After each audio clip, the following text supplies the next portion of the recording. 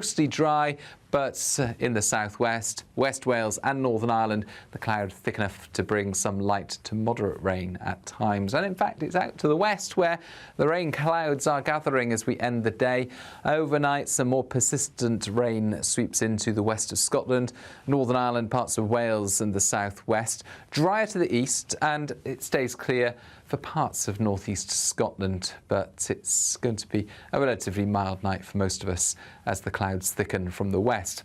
And it is a dreary start to the day on Sunday for western areas in particular, with outbreaks of rain moving through. However, these outbreaks of rain do clear and they open the door to much brighter skies, certainly for western Scotland and Northern Ireland during Sunday afternoon, staying cloudy elsewhere.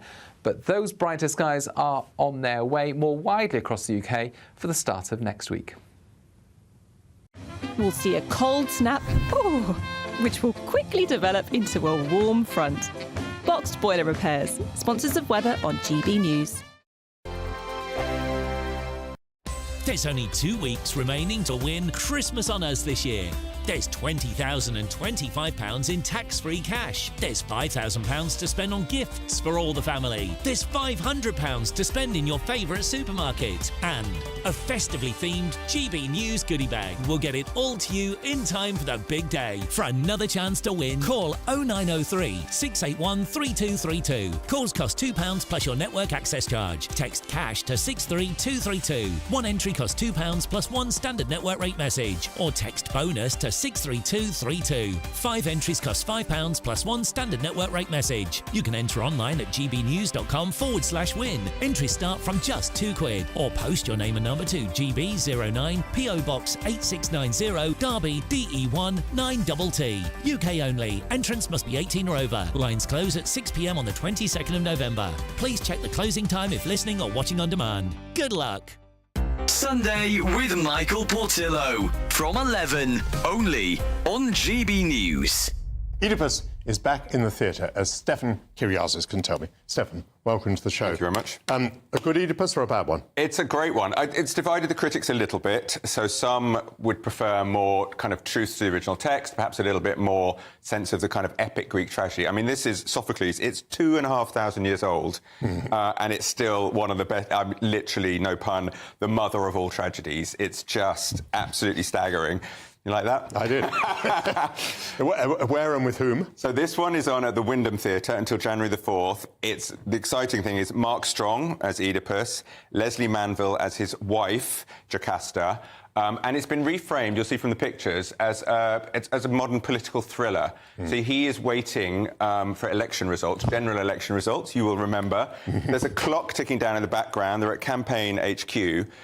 They're waiting for it to click down to 0. We increasingly know that when it hits 0, terrible truths are coming.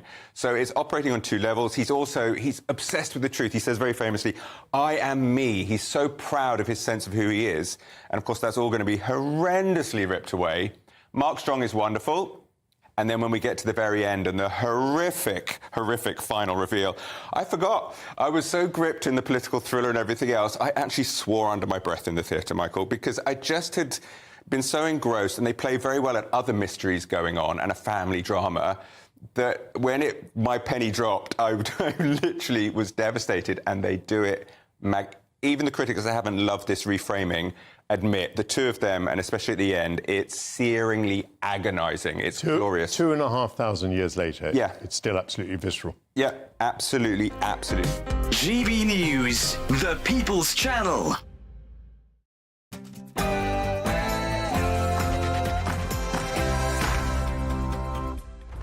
Good morning, I'm Ellie Costello alongside Ben Leo, and this is Saturday Morning Live. Very good morning to you. Hope you're well. Thanks for your company this morning. We're going to be bringing you all the latest news from the UK and, of course, around the world. We'll be going through all of the day's biggest stories with our all-star panel, Trey Lowe and Nicola McLean. The Princess of Wales returns to royal duties this weekend, playing an important role in remembrance celebrations tonight at the Royal Albert Hall and at the Cenotaph tomorrow.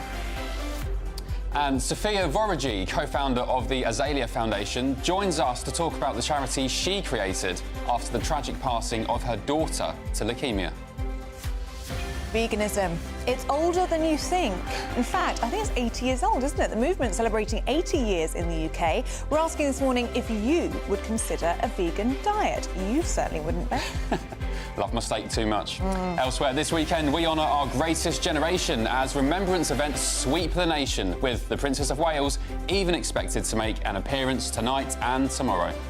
Plus, we'll be getting a behind-the-scenes look at Ben's trip to New York City to cover the election, running into a few friends of the show.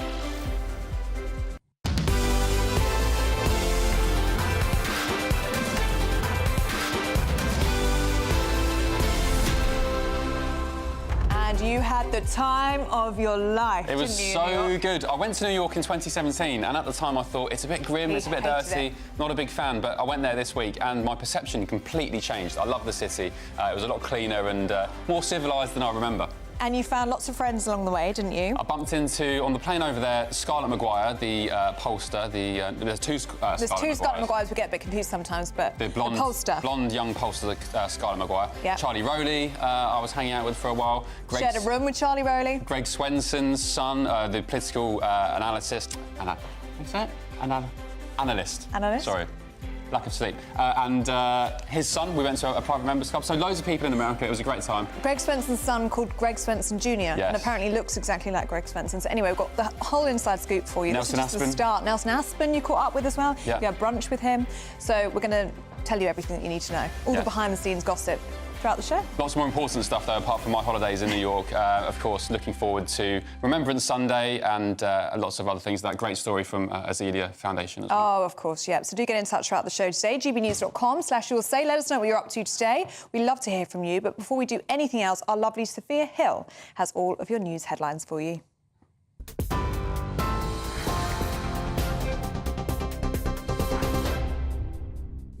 Thank you, Ellie. A very good morning. It's just gone 10 o'clock. I'm Sophia Hill with your latest headlines in the GB Newsroom. Your top story this morning, Iran has rejected a report it was behind an alleged plot to assassinate Donald Trump, calling it a repulsive claim and just to complicate matters between Iran and America. This comes as the US has charged an Iranian man in connection with an alleged plot to assassinate the president-elect ahead of the election. The department has described Farhad Shakari as an Iranian asset residing in Tehran. It said he immigrated to the US as a child and was deported in 2008 following a robbery conviction. Now, the Metropolitan Police has referred itself to the police watchdog over complaints from two women about the handling of investigations into allegations made against Mohammed Al-Fayed. The complaints were initially made in 2008 and 2013, and the Met have now raised concerns about the quality of police response.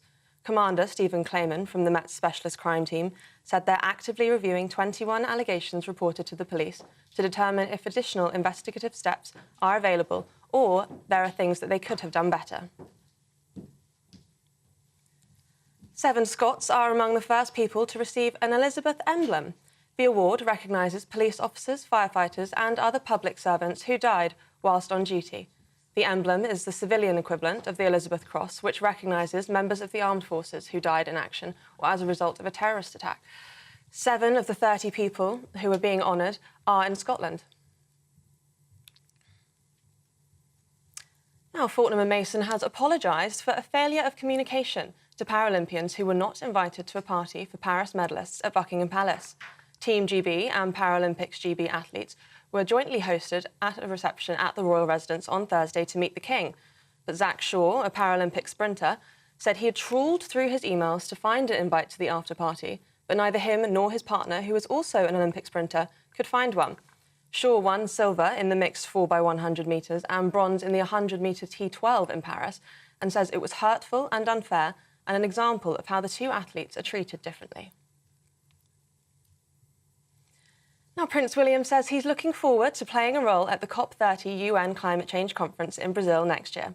Prince William's just ended his trip to South Africa, staging his Earthshot Prize Environmental Awards, now sparking speculation he could choose the city of Balum next. The Prince has spoken about wanting to take the awards to every corner of the Earth to help find solutions to repair the planet. William has already staged the Green Oscars in London, Boston and Singapore, and on Wednesday attended the ceremony hosted in Cape Town. Those are the latest GB News headlines for now. Now it's back to Ellie and Ben. For the very latest GB News direct to your smartphone, sign up to News Alerts by scanning the QR code or go to gbnews.com/alerts.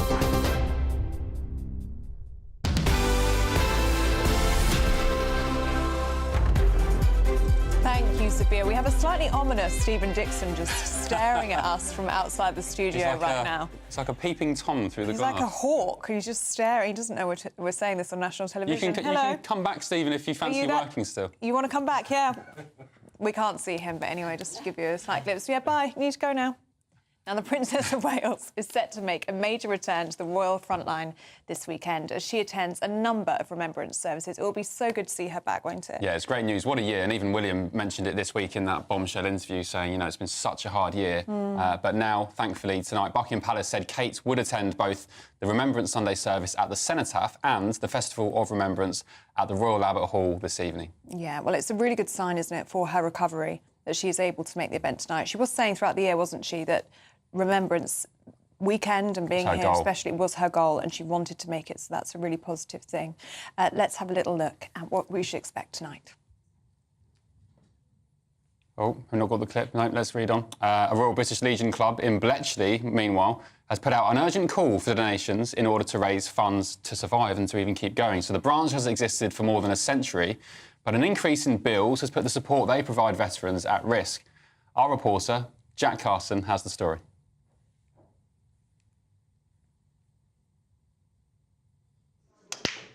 Veteran support on the brink of collapse. In Bletchley, there's an urgent appeal to save the Royal British Legion Club with help for the military community on the line. The branch has existed for over 100 years, with this club welcoming ex-service personnel for a drink and chat since the 1980s. But the rising cost of energy and other bills has meant they've had to tighten their belt and do anything they can to keep themselves afloat, including starting a GoFundMe page. John Rowlinson, chairman of the branch, says the club is like a family. All the veterans and ex-army, they all come here, they all love the place, they bring their families. Everybody here knows each other. It's like a family community, and just come and have a good time. I mean, what would it mean if you lost this place? If the doors were to close, that would be catastrophic. I mean, there's a big lot of people coming here. It's not just this group, it's a large group, but we can't get them all in at the same time. They're all coming in frequent all the time, and it'd be catastrophic if the doors shut. This area is steeped in military history. Nearby Bletchley Park was crucial to the Allied victory in the Second World War, with a government code and cipher school based there, deciphering military codes to produce intelligence, and where Alan Turing famously led Hut 8 to cracking the Enigma code.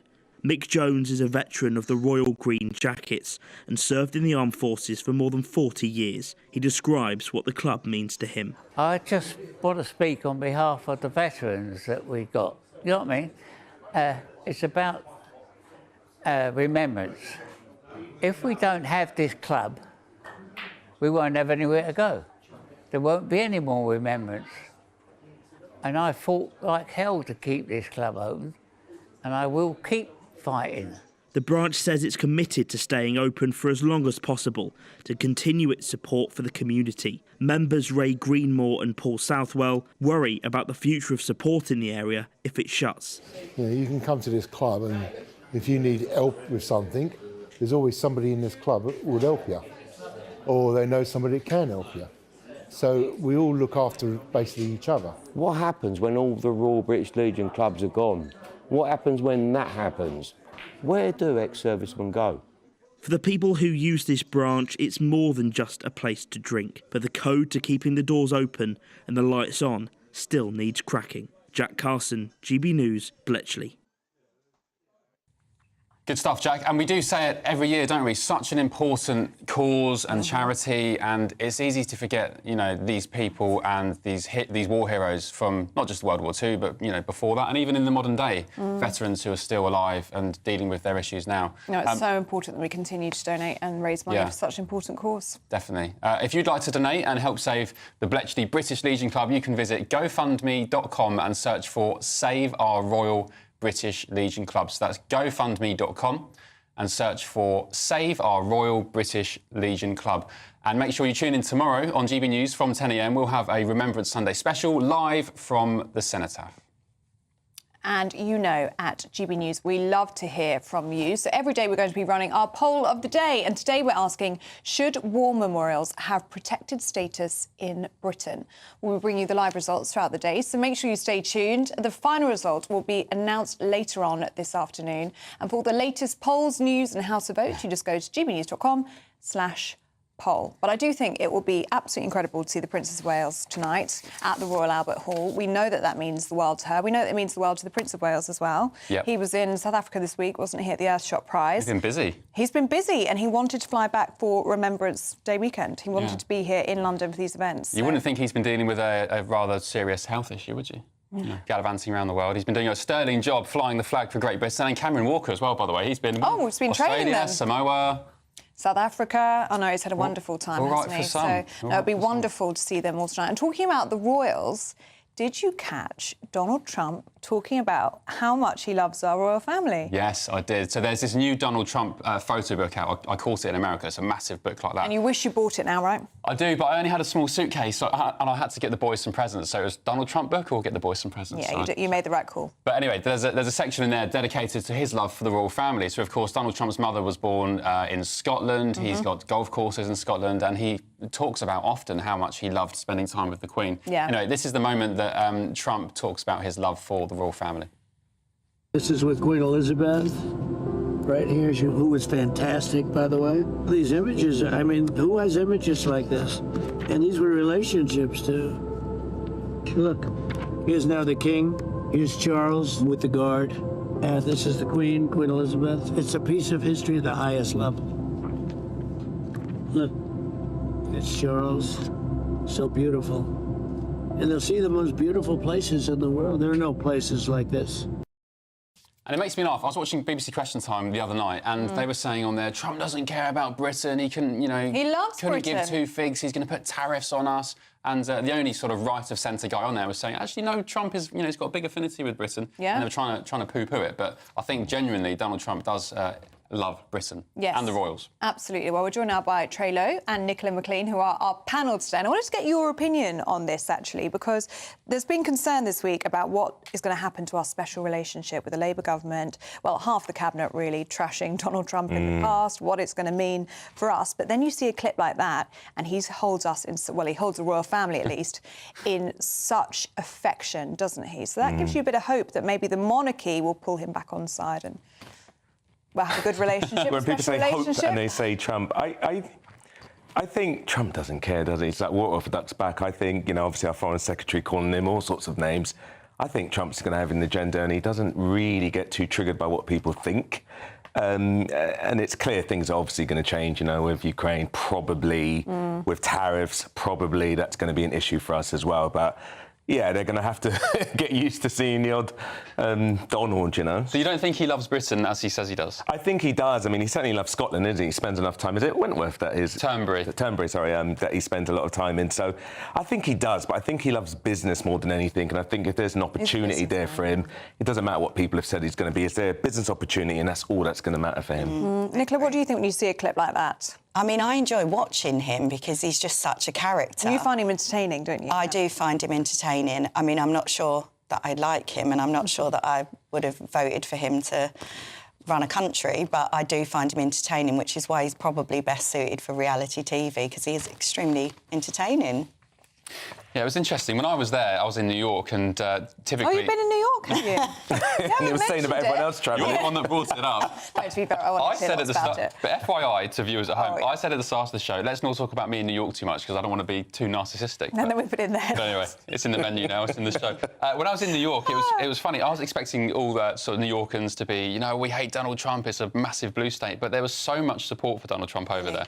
And there's polls in the UK saying Brits don't like him, but I don't know, I just wonder. I think lots of Brits maybe like his strong leadership. Forget all the other stuff, the sort of bravo and the sort of bullying, I guess, and the talk. But I think people want strong leadership these days. Well, clearly there's a lot of shy Trump voters in the US because the polls weren't predicting what we saw. I mean, it's a little bit like Brexit in that sense, isn't there? Like, I mean, no one predicted Brexit. The polls weren't suggesting that Brexit was going to happen. But clearly, shy Brexiteers, shy Trump voters. Yeah, absolutely. Anyway, should we look at some other stories in the papers today, you two? Trey, Breaking news this morning, Netflix is dying. Do you know, I was just saying it, we were just chatting, and it's crazy. I don't watch Netflix anymore. I went through a period where I watch YouTube. YouTube's actually the biggest streamer in the world. People don't realise that. I actually watch YouTube more than... Netflix feels like quantity over quality a little bit. There was a time that Netflix shows were just killing it left, right and centre.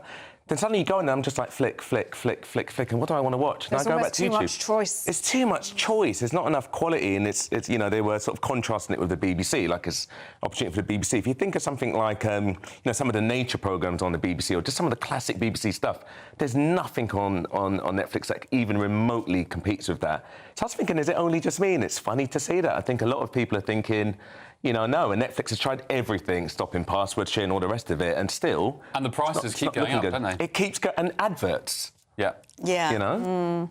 Nicola, are you watching Netflix? Yeah, I do, but I do agree that there's so much on it. But that's where it has become a blue job in my house. So my husband... blue job. So my husband has to find what we watch at night. Oh, so you won't even sit down until it's been picked out? No, we'd lay in bed together, but I will scroll my phone until he's found something that I want to watch, but that he has to... consuming. Yeah, and it's just too much for me. So he finds it, but yeah, I watch Netflix every night. But it does get to a point where I think I've watched mostly everything on there. What's your favourite ever Netflix show, Nicola? Prison Break. Prison Break? Yeah.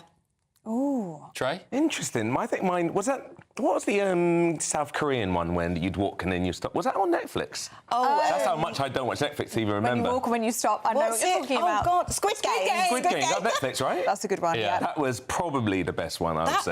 I hated Squid Game. It was very dark. There was one with Michelle Keegan, Help Me, recently. Help? I watched half That was called Help Me. of it. The husband that went missing. Yeah, and the mystery. I don't even know how it ended. It's very good. What about you? It was good, though. Probably my favourite is probably one of the OG shows which really propelled Netflix to megabucks money, Breaking Bad. Oh, yeah, that's Didn't watch one. it. I couldn't get into Breaking Bad. Loved it, so good. Prison Break for Walter me. White, what a character. Very, very good. Bryan Cranston. Nicola, can we talk about something which I just think is a huge story? It's the inheritance tax raid on farmers in this country. Now, there was going to be a protest, wasn't there, on the 19th of November. What's going on with that now? I am handing over to Trey because you know more about this than me, don't you? I know a little bit because obviously I'm a landlord, and last time we were here we were talking about IHT, as I call it, inheritance tax. And I think us landlords sort of dodged the bullet. Thought it was going to go up or go from 7 years to 10 years, whatever. And suddenly they just put all of the onus on the farmers. So as far as I know this, they used to get 100% tax relief. Yeah. They're going to 50%. And what they're saying is that £1 million threshold is not that high, and it's going to have a huge impact on farmers. And there is a point to that. It's a bit like the same thing for landlords. If you've got a home in London that you bought in the 60s, which is the case with my family, you've gone way over that threshold. Oh, yeah. So it doesn't take into account the sort of nuances of what's actually going on the ground. And the farmers are worried that farmers are going to have to sell, and it's going to affect generational farmers. And unfortunately, farmers always seem to be a little bit overlooked. They are still the backbone of this country, you know. I mean, they supply our food. I mean, what could possibly be more important than, you know, the food on our tables? Giving pay rises to train drivers, Ellie. But they are a bit invisible, isn't it, farmers? They're still very, very critical, and they just seem to be, oh, we'll just put it on the farmers. I mean, fair enough, I feel a bit like, yeah, we've dodged the bullets, but I do feel like worried for the farmers, you know? Well, the government is saying it's a loophole, this not actually having to pay inheritance tax on farms. So they're saying if they can put the threshold, it's about £3 million, which does sound like a lot of money, to be fair. But then when you're looking at a farmhouse and land, you'd be looking at over £1 million.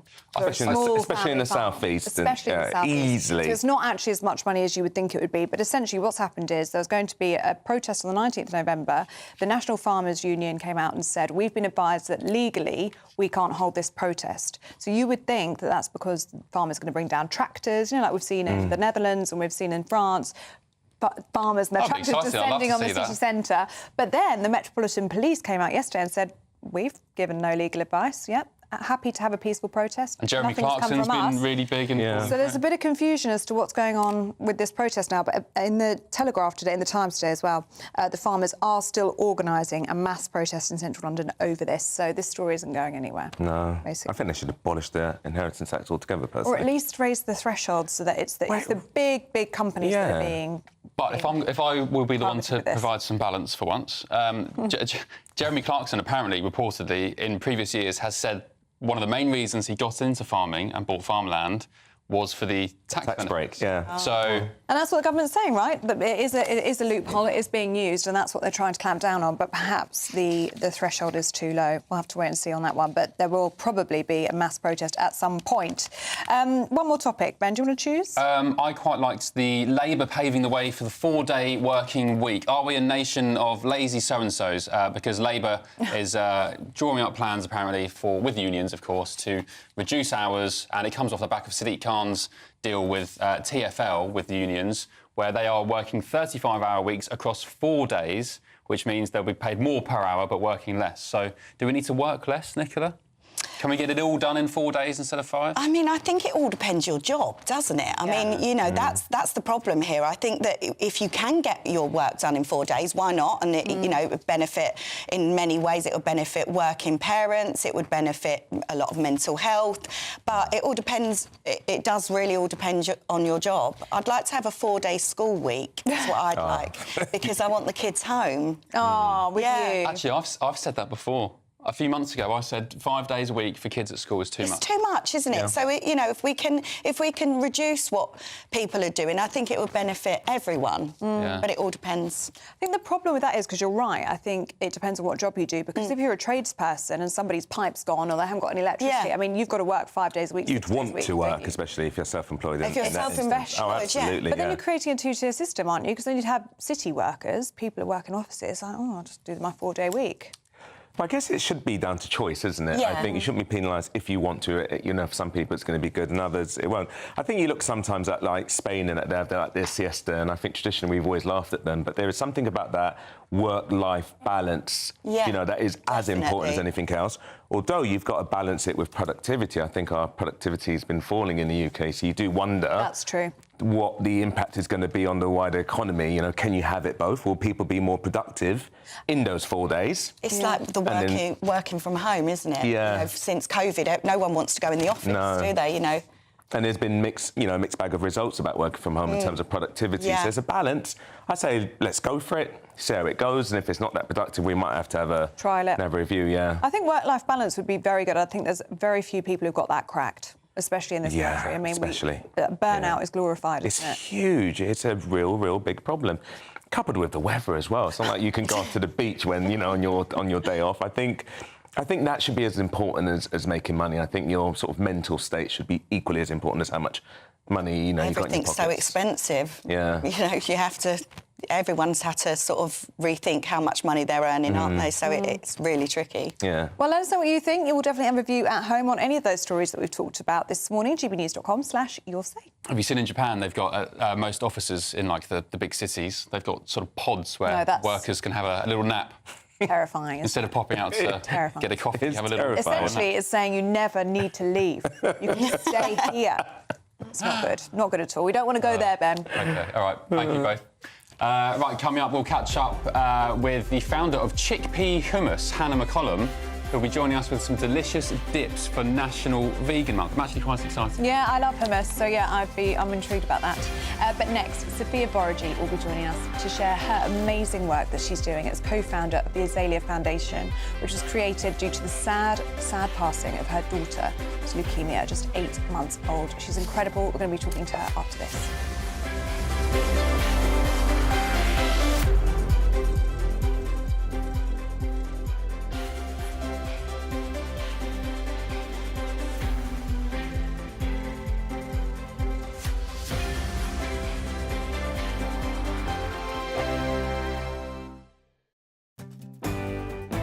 I'm Bev Turner. Thank you for joining us on GB News, the People's Channel, Britain's news channel.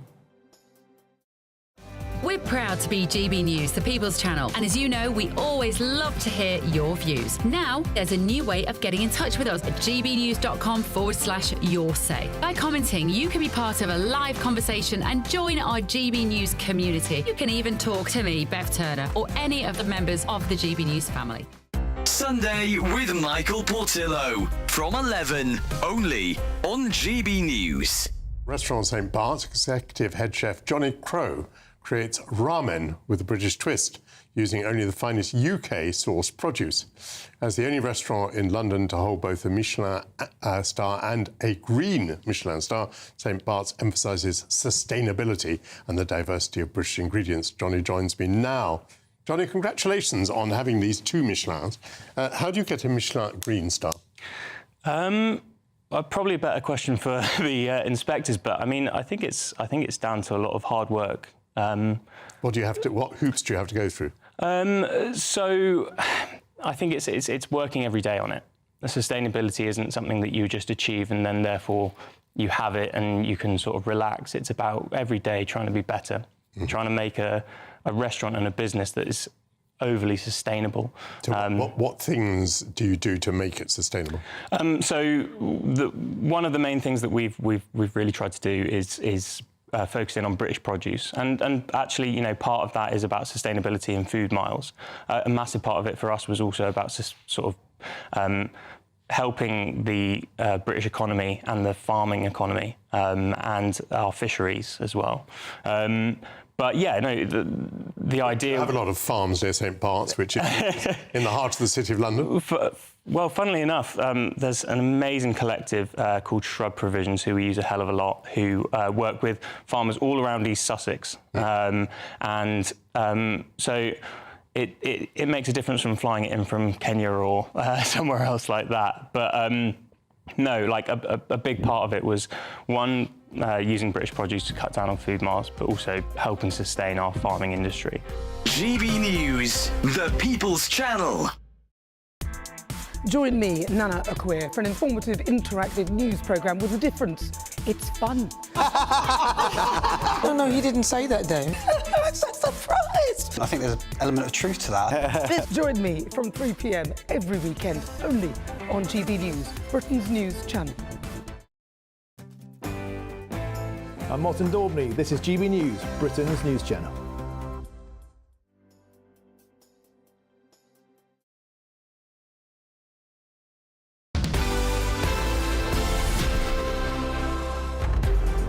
Welcome back to Saturday Morning Live. Now, we're joined now by Sophia Viraji, the co-founder of the Azaylia Foundation, which was created due to the tragic passing of her 8-month-old daughter to leukemia. The foundation is doing some incredible work for children's cancer. Yeah, some really incredible stuff. They've just launched a PhD even, where they're funding young doctors to specialise in childhood cancer, as, get this, I wasn't aware of this, it's one of the most underfunded areas in the NHS.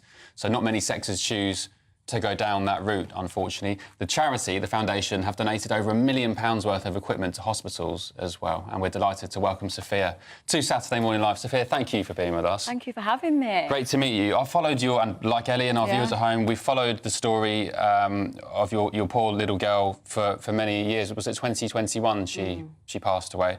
But what I want to say to you is, your work you're doing now with the foundation, funding young doctors, funding hospital equipment, you've turned a tragedy and grief into triumph, I guess, and something so inspiring. Just tell us about that. Do you recognise that in yourself and the work you're doing? Yeah, I'm here to always honour my daughter and to always continue her name, her legacy, and to support all of these other children fighting against childhood cancer.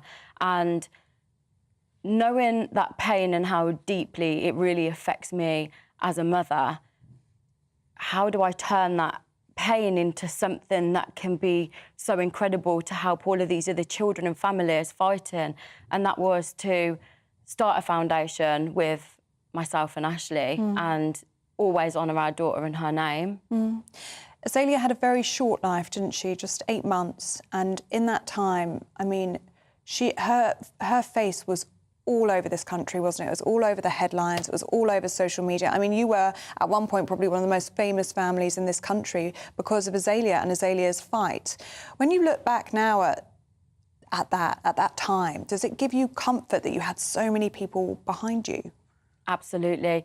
The community that we have got, the humanity that we've seen in the UK and all around the world, in fact, has really touched my heart, and that kindness, love and support has always been the backbone of carrying me through this, to give me hope, to give me belief, and it still inspires me and encourages me till today to continue to do that, to show that light, to show that courage and bravery. Might sound a bit of a weird question. I probably know the answer to it, but do you ever really get over the grief of losing a child? Absolutely not. That's something that you will never, ever get over because that is love with nowhere to go. So for myself, it's learning how to implement Azaylia in my day-to-day life. Even today, coming here, I've got her necklace, I've got her fingerprint on here, and I've got her hand and her foot. So everywhere I go, I carry her with me, just little segments. Even when I go down to a garden, that's a resting place. I have to change these names to make it a little bit more gentle for myself. At the moment, we're actually writing the inscription on her crown, which is a headstone. And I have to change these areas, you know, to make things more gentle on myself. And I carry Azaylia with me every single day, whether that's me getting up in the morning and shouting, "Good morning, Azaylia, let's go have a good day," to doing my prayers at her garden, to sitting here today and having a necklace and her courage that stays with me. Even Christmas is approaching. It's the most horrific time of the year for me because I see family, I see friends, I see children enjoying all of these moments. And for me, I go and pour all of that pain into the hospitals. I go and show up and go and do Christmas grottos at Birmingham Children's Hospital. I have meetings with different families and share stories and journeys. And I bring Azaylia with me and I go and decorate her garden as Christmas. And for me, that gives me strength. You are so incredible how you can take your own pain and your own grief and channel it into doing good for other people and trying to give strength to other people. And you share so much of this, don't you, through your social media as well. And you share your grief and you share the things that you do for Azaylia and to remember her in your everyday life. What kind of response do you get from people and other grieving parents? So for me to speak so openly and show my vulnerabilities has been something that I'm really grateful to not be ashamed of.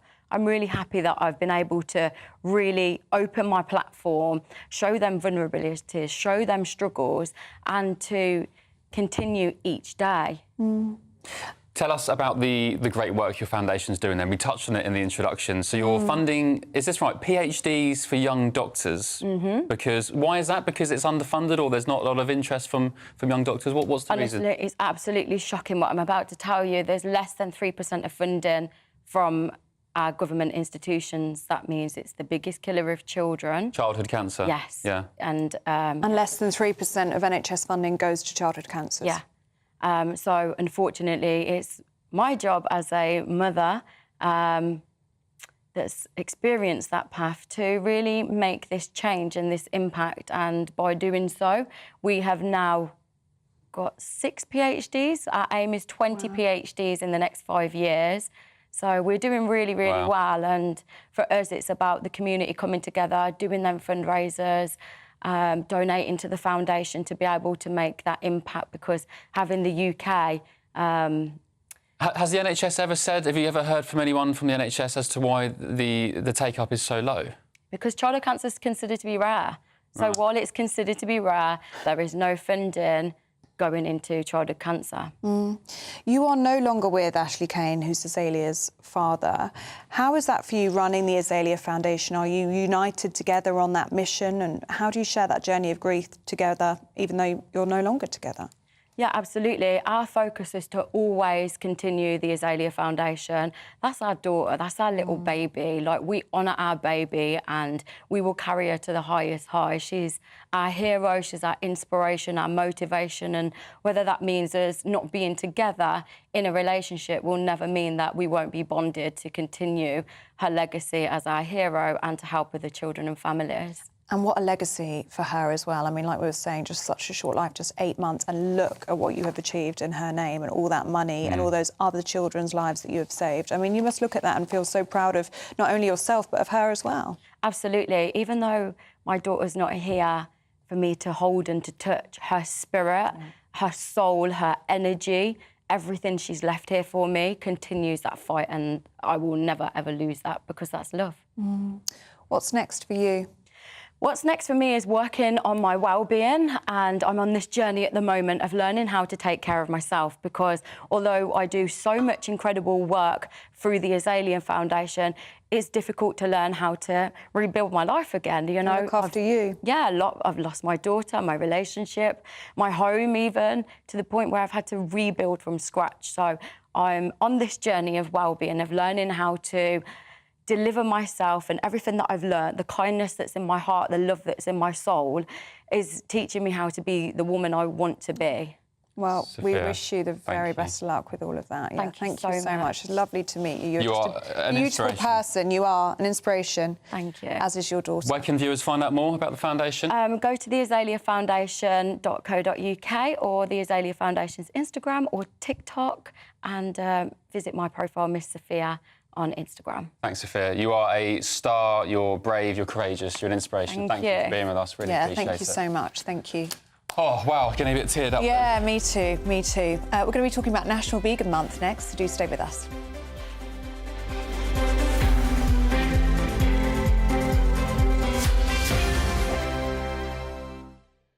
Hello, a very good morning to you. Welcome to the latest update from the Met Office for GB News.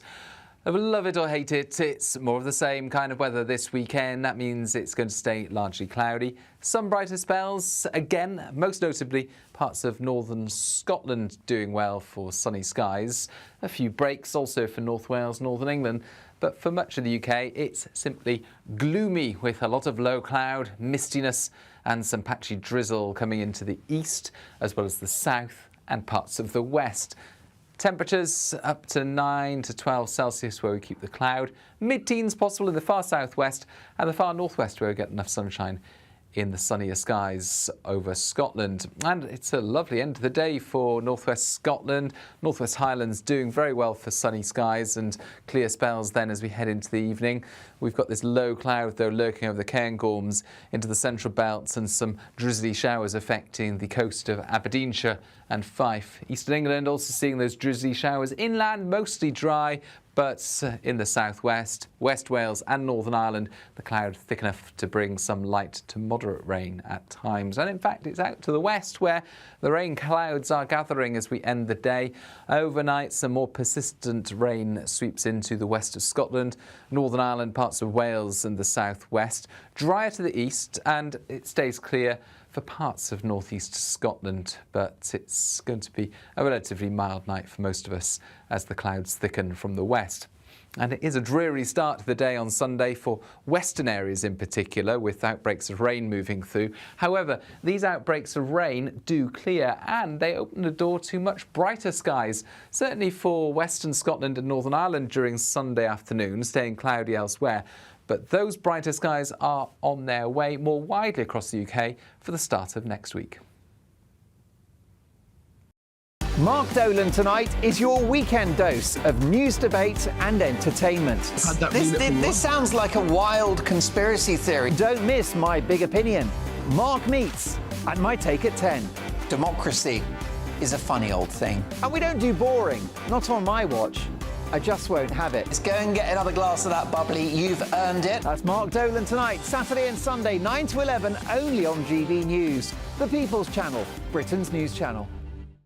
Hi there, I'm Michelle Dewberry, and I'm going to take a second to tell you all about my show, Dubes & Co. We start off with the issues of the day. We then bring in both sides of the arguments. We get rid of the disrespect. And then you throw me into the mix. And trust me, I'll tell it exactly how it is. And then, of course, the magic ingredient, you at home. We mix it all together, and what have we got? In my opinion, the best debate show in town.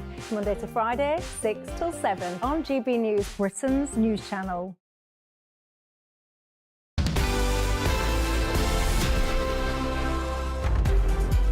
Welcome back to Saturday Morning Live. I knew this would happen. So many beautiful messages coming in about Sophia, who's just come in to speak about her daughter Azaylia, who died at 8 months old with leukemia. Julie says, Sophia spoke so lovely and with such dignity. Keep up the good work with your foundation. Sending you lots of love. Yeah, I was trying hard not to sort of... got me choked as well. I knew I let you take over because I was welling up. I know. What an inspiration. I just love the way... I love the guests on this show. We have many week after week who they've been through some pretty harsh things or, you know, some rough times. Awful things. Grief, tragedy, and yet they find something inside them to turn that into triumph or inspiration or to help other people. So I love it. To give back, yeah. Linda says, bless this mum. My heart goes out to her and her powerful efforts to improve healthcare. And yes, very important that you look after yourself too. She said at the end there, didn't she, Sophia, that she's going to try and focus on her own wellness journey as well, which I think is a really good idea. Yeah, and Janet, you said, good morning, what a remarkable woman, very brave to use your grief to improve the care of poorly babies. And isn't it shocking as well that such little attention and funding is given to childhood cancer? 3% of NHS funding goes to childhood cancer because it's considered to be so rare. And yet, but it is the biggest killer of children.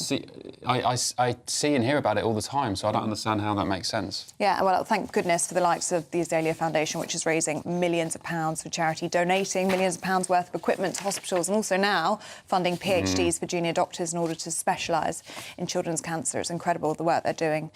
Do keep on sending in your views on that one. gbnews.com/yours say. OK, November, if you didn't know, it's World Vegan Month. It's a time for the vegan community to get together, as well as an opportunity for non-vegans to try going plant-based. Well, joining us now is some of her delicious hummus, and we both love hummus, this is a great thing. This is the founder of Chickpea, Hannah McCollum. Hannah, lovely to meet you. And you've brought in some of your beautiful products in front of you here, so can you talk us through some of them? Yeah, absolutely. So I have a range of chilled hummus, and then latest to the range are a new ambient snack pot, which is a fridgeless hummus that doesn't require refrigeration. But I started Chickpea because of my love for hummus, but also sustainability and reducing food waste and encouraging people to be more plant-based without saying go vegan. Does normal, say, traditional hummus have anything that's not vegan appropriate in it? Not really. No. I think it's chickpeas, olive oil, maybe some other bits. Yeah, lemon juice, aquafibre or water to help with consistency, garlic, and rapeseed oil or olive oil. And there's a bit of a misconception about veganism that I hear a lot, where people say, look, I'm not a vegan, I love my steaks, I'll just get out of there now. But there's a misconception that you don't get the protein, you don't get the fats, and you're kind of just eating processed salads and, fake meat and things. But that's not quite the case, especially with chickpeas, right? Yeah, I think protein is really important, and actually a lot of people think I need a certain amount of fish every week or meat, but actually a lot of the fish and meat that you're eating are eating higher protein foods. So algae, seaweed, pulses, all these types of plant-based foods are actually still. And I think if you're not vegan, why not treat yourself to having meat at the weekend and celebrating with friends and making more of a celebration about it, rather than having it for breakfast, lunch and dinner, which so many people in this country do, and don't think about the quality, which is also really important. And actually, it's really not healthy to be eating that much meat, especially the amount of processed meat that you get. Well, I was going to ask you about that, Hannah, because you're a chef, aren't you? Yes. And you aren't vegan, but you are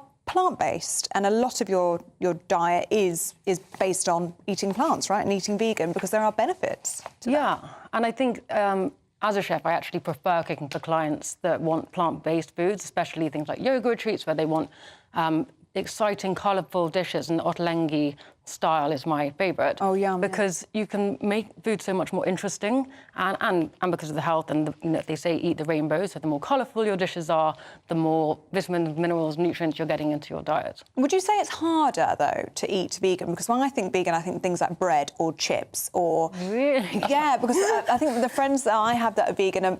They won't like me for saying this, perhaps lazy with their approach, because you are limited as to what you have. Whereas actually, if you were to put the time in and make these beautiful, colourful salads and things like that, it can actually be really delicious. Oh, so delicious. I think it's more delicious. I think there's a lack of education, and that's a big issue. And if we were promoting more plant-based foods, and for me, veganism is like you could have a delicious rye seeded bread with just loads of roasted vegetables, seeds, tahini sauce on top. That sounds and there's nothing beige in there at all. Do you know what I think puts people off, Hannah, is that there's that infamous joke, and I said it last week, I think, it's you walk into a bar, how do you know who's a vegan? It's because they'll come up and tell you. So there's Not anymore. Well, there's this conception from some people that vegans are quite militant in their approach, and they want everyone to stop eating meat, and meat should be banned to save the environment. How do you kind of navigate around that and sort of break down the stereotypes? I feel like that was definitely the trend of vegan maybe 5, 6, 7 years ago. I feel like things have really changed and people are much more aware about the environment now. Yeah. And so actually it's praised and people are like, God, good for you to be eating that plant-based diet. And I think people are less militant about you must be everything vegan. And veganism includes your clothes and everything you buy from materialism. So okay. Talk us through your delicious products here. We've got a truffle one. Absolutely. Hannah, I've just tried the truffle. I think that might be the nicest thing I've ever tried in my life.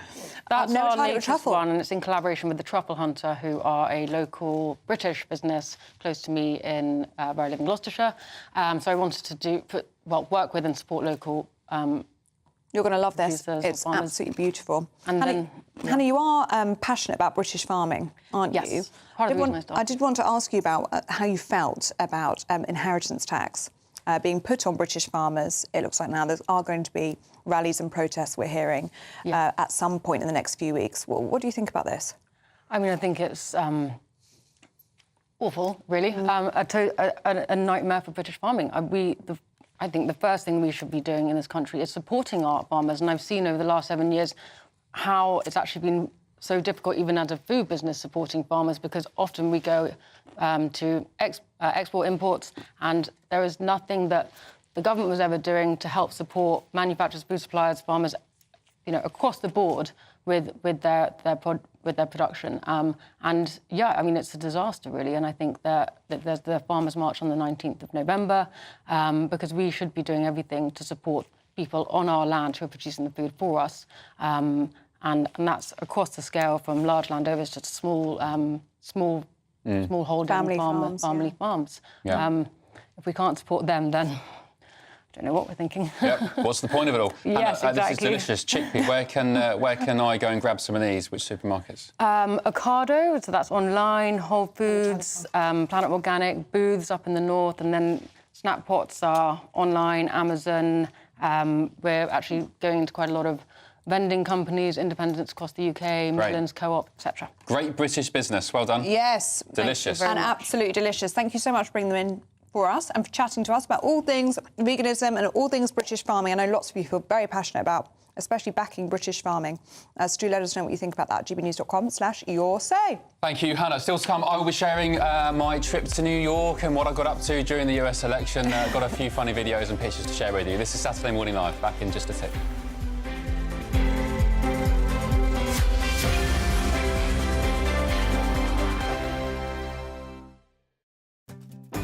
I'm Isabel Webster. Thanks for joining us on GB News, Britain's news channel.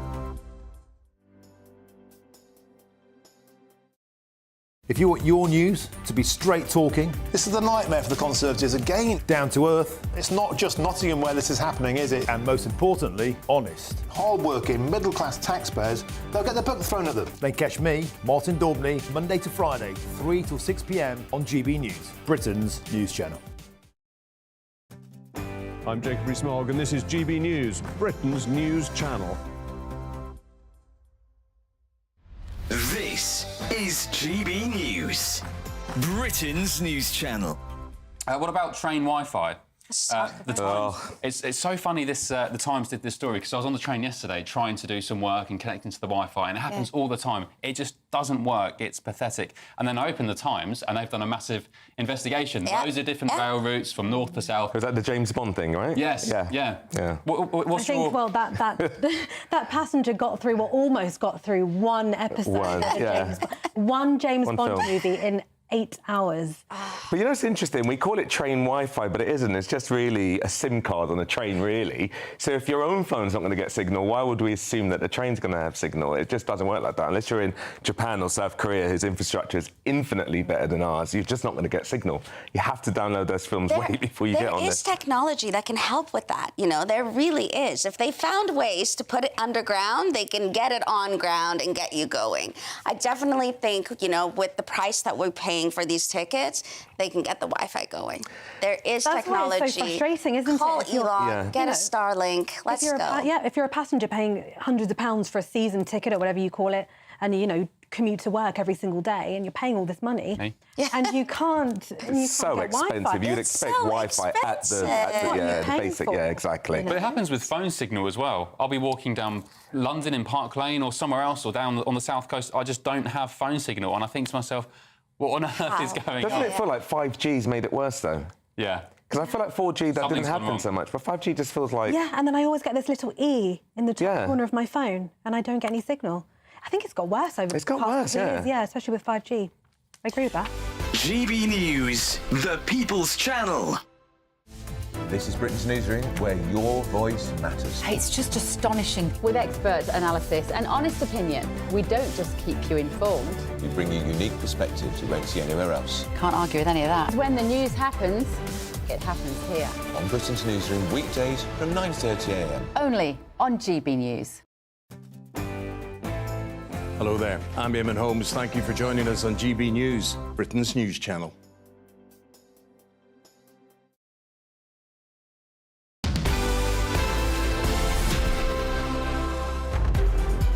Welcome back to Saturday Morning Live. Now, as I'm sure you're aware, it's been a very busy week stateside as the US have re-elected Donald Trump as president. And our very own Ben Leo was in New York this week, soaking up the atmosphere of the Big Apple.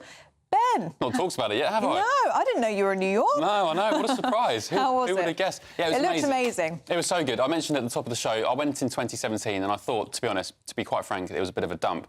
But I went back this time and it looked a lot cleaner, more civilised. I loved it. And just being there for the election, the energy was amazing as well. I met so many interesting people. And I was expecting everybody I spoke to, I asked, you know, who are you voting for? Why do you like Kamala Harris? Why do you like Donald Trump?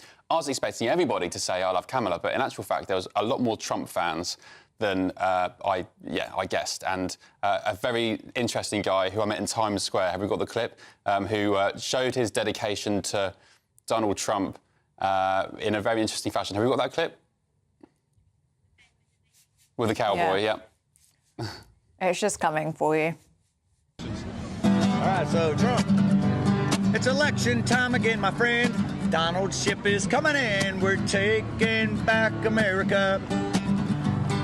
America first, it has to be to maximize our liberty. We're taking back America.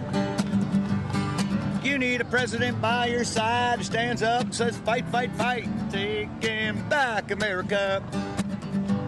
Thank God for Donald J. Trump, my friends. Make it 2024 great again. We're taking back America.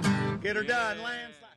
And you were singing that this morning, weren't you? It was still in your head. Yeah, it's a catchy tune. He's really famous, that guy. He's the the Times Square cowboy. Oh. So he's quite infamous. Oh, I see.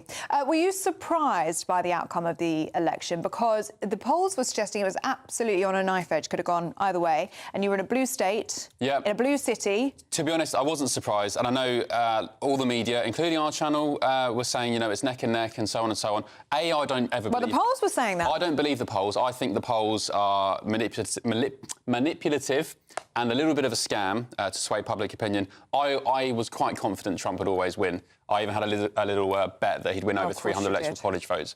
But interesting, he won the popular vote, which was a massive surprise. And in the 5 boroughs of New York... First time in like 20 years, wasn't it? Yeah, first time, well, since in about five previous elections. The 5 boroughs of New York all had massive swings to Donald Trump. So Kamala Harris won New York, the state and the city, but there was still a massive swing to Trump, which is a big surprise. Incredible. And you met some incredible people along the way as well, didn't you? Some of our friends from the channel? Yes, I met a lady, but there's no time to show it now. Maybe we'll show it in the next hour, but I met a lady who said, I interviewed her and we had fun. And she said, where are you from? And I said, GB News. And she had something to say about it, but I'm going to show you that clip at the top of the next hour. Yeah, show us in the top. I mentioned you as well, Ellie. Did you? Yes. Oh, I got dragged into it, did I? I dragged you into it. But you met Nelson Aspin. We're also going to be talking to Nelson Aspin, aren't we, in the next hour as well? Yeah. He'll be giving us the scoop on the election stateside. Thanks, Ben. Thanks for giving us that update. Do stay with us. We're going to be going through our Showbiz selection with Steph Tetchy.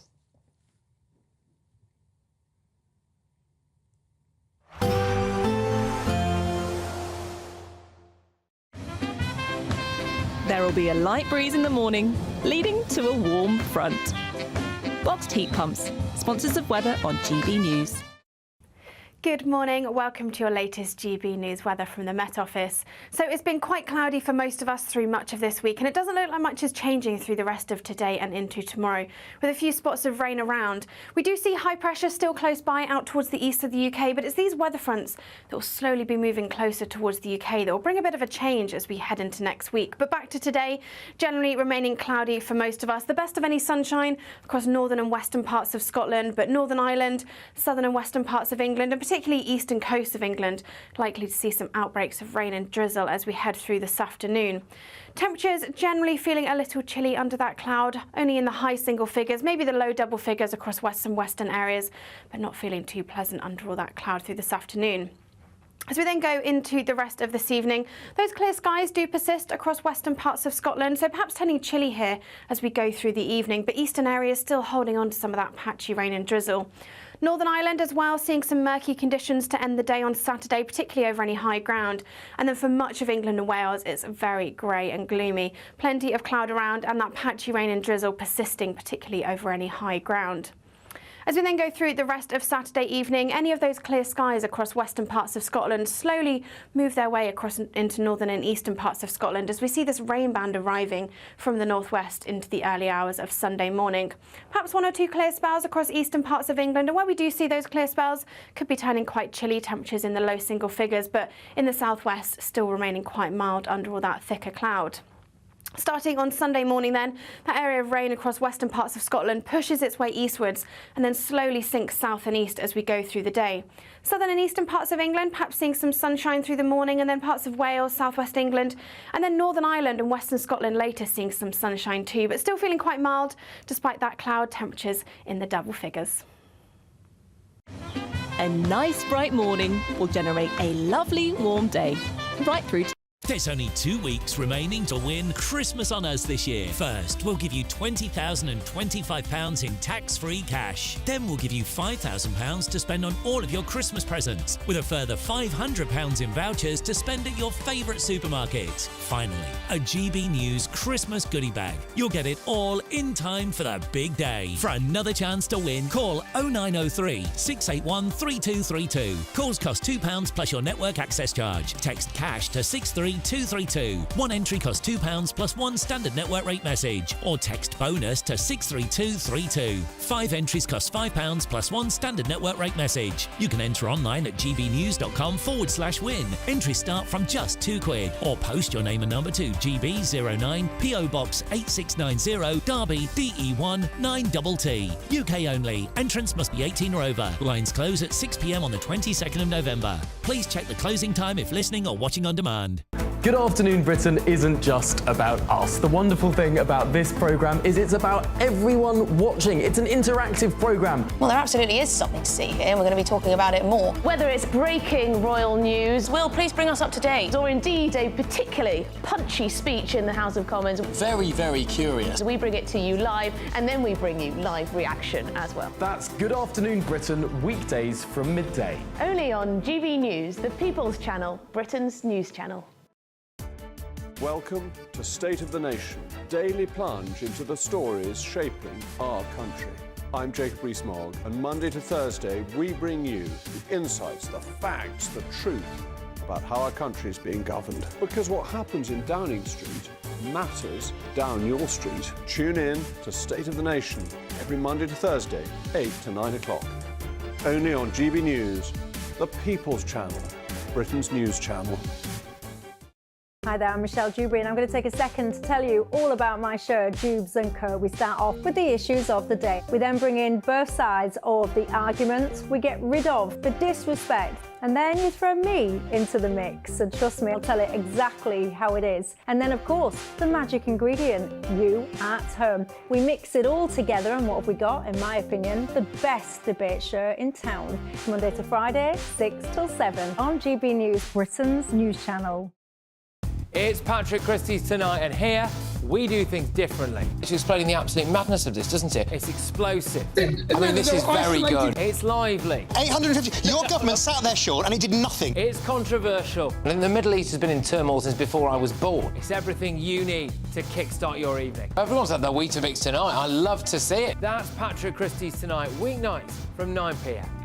Only on GB News, the People's Channel, Britain's news channel.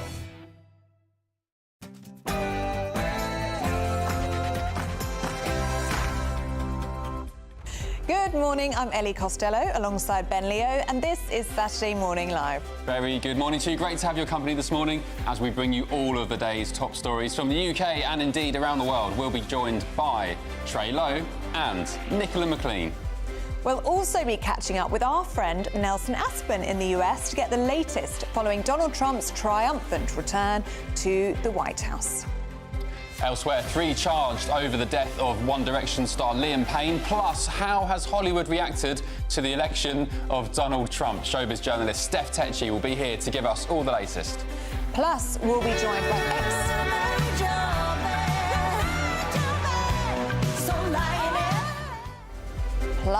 joined by X Factor star Talia Dean, who's teamed up with legendary rocker Brian May for a new single to help the homeless.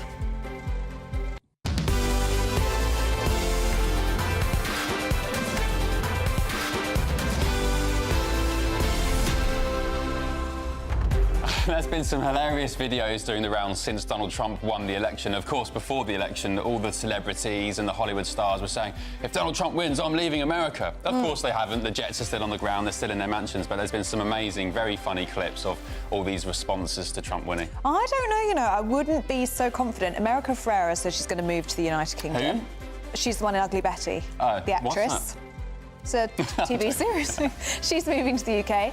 And also talk that what would it mean for Prince Harry's visa now that Donald Trump is in or will be in office. He's not a big fan of Prince Harry. Well, you know, we did a segment... And maybe that's why they bought the house in Portugal. Well, yes, I was going to say, you know, we did a segment a few weeks back about Portugal and the reason Harry and Meghan are looking at properties there, even celebrities. Maybe that's why, because they predicted Trump was going to win. They're making plans to move elsewhere. I don't think there were any predictions that Trump would win based on the celebrity endorsements that we saw of Kamala Harris. I mean, they all came out for Kamala Harris, didn't they? Yeah. Maybe the age of the celebrity endorsement is over. Clearly it didn't work for Kamala Harris. Let us know what you think. gbnews.com/yoursay. Sophia Hill has all your news headlines.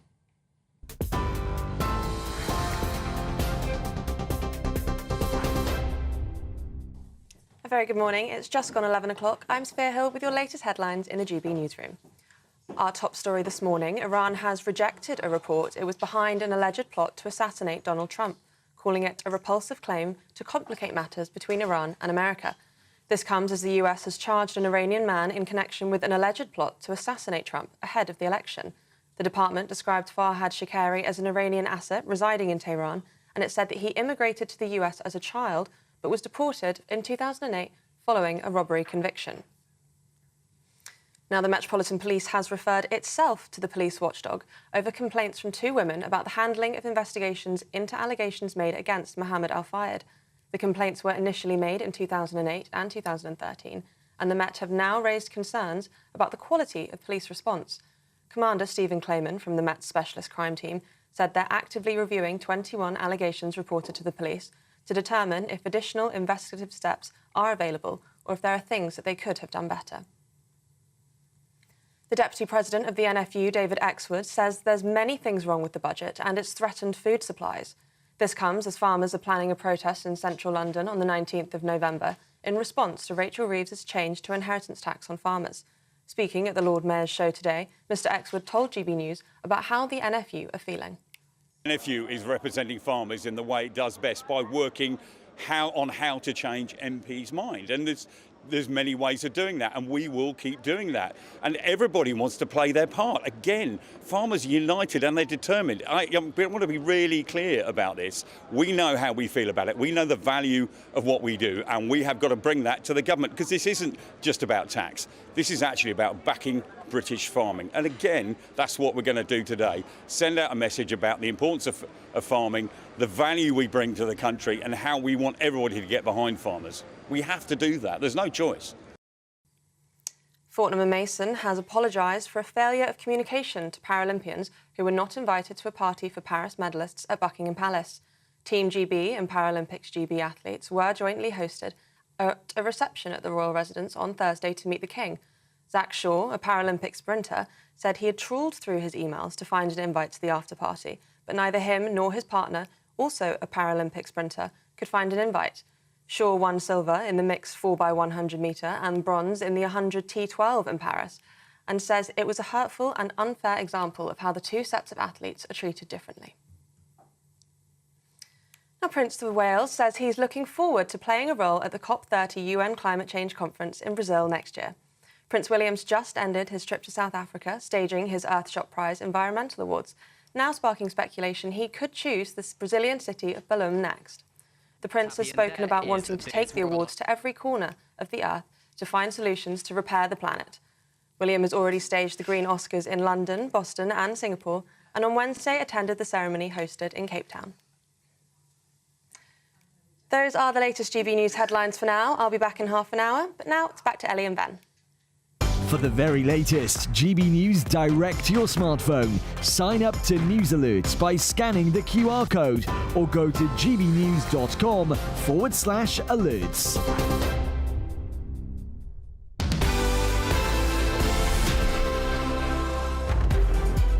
Thanks, Sophia. And because we haven't heard about your trip to New York enough, you're not quite finished, are you? You've got more to tell us. Oh, no, I'm not quite finished. It was you. I wanted to show this clip because it involved you. I dragged you into a row with a lady I had in Times Thanks Square. for that. So, as a bit of context, there was an effigy of Donald Trump in Times Square, X-rated, couldn't show it on TV, but I found the artist who did it. It was a British lady. We were talking, and at the end she said, "Oh, where are you from?" And I said, "GB News," and this is how it panned out.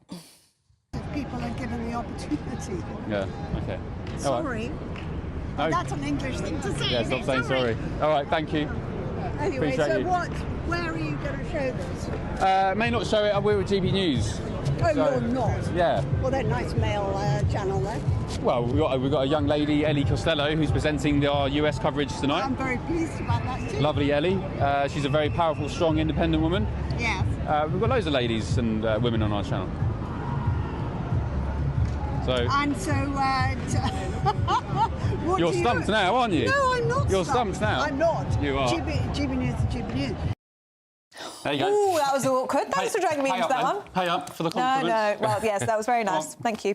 But she didn't really have much to say, did she? No. She just thought it was just a male-only channel. Yeah, it was the whole clip's on my Twitter, but it was a longer conversation about women's equality and so on. I said, why did you put this effigy in Times Square? And she said, because Donald Trump hates women and wants to take rights away. So we had a long, civilised conversation about that. But when I mentioned GB News, she said, oh, lots of males on GB News, but it happens to be at the very moment you and Stephen were presenting our US election coverage. Oh, well, lucky you. I thought it was quite funny. Very good. Well, let us know what you made of that. gbnews.com/yoursay. Now, some very happy news for you this weekend, right? Yes, indeed. The Princess of Wales is set to make a major return to the royal front line this weekend as she attends a number of remembrance services. Yes, Buckingham Palace said that Catherine would attend both Remembrance Sunday service at the Cenotaph and the Festival of Remembrance tonight at the Royal Albert Hall.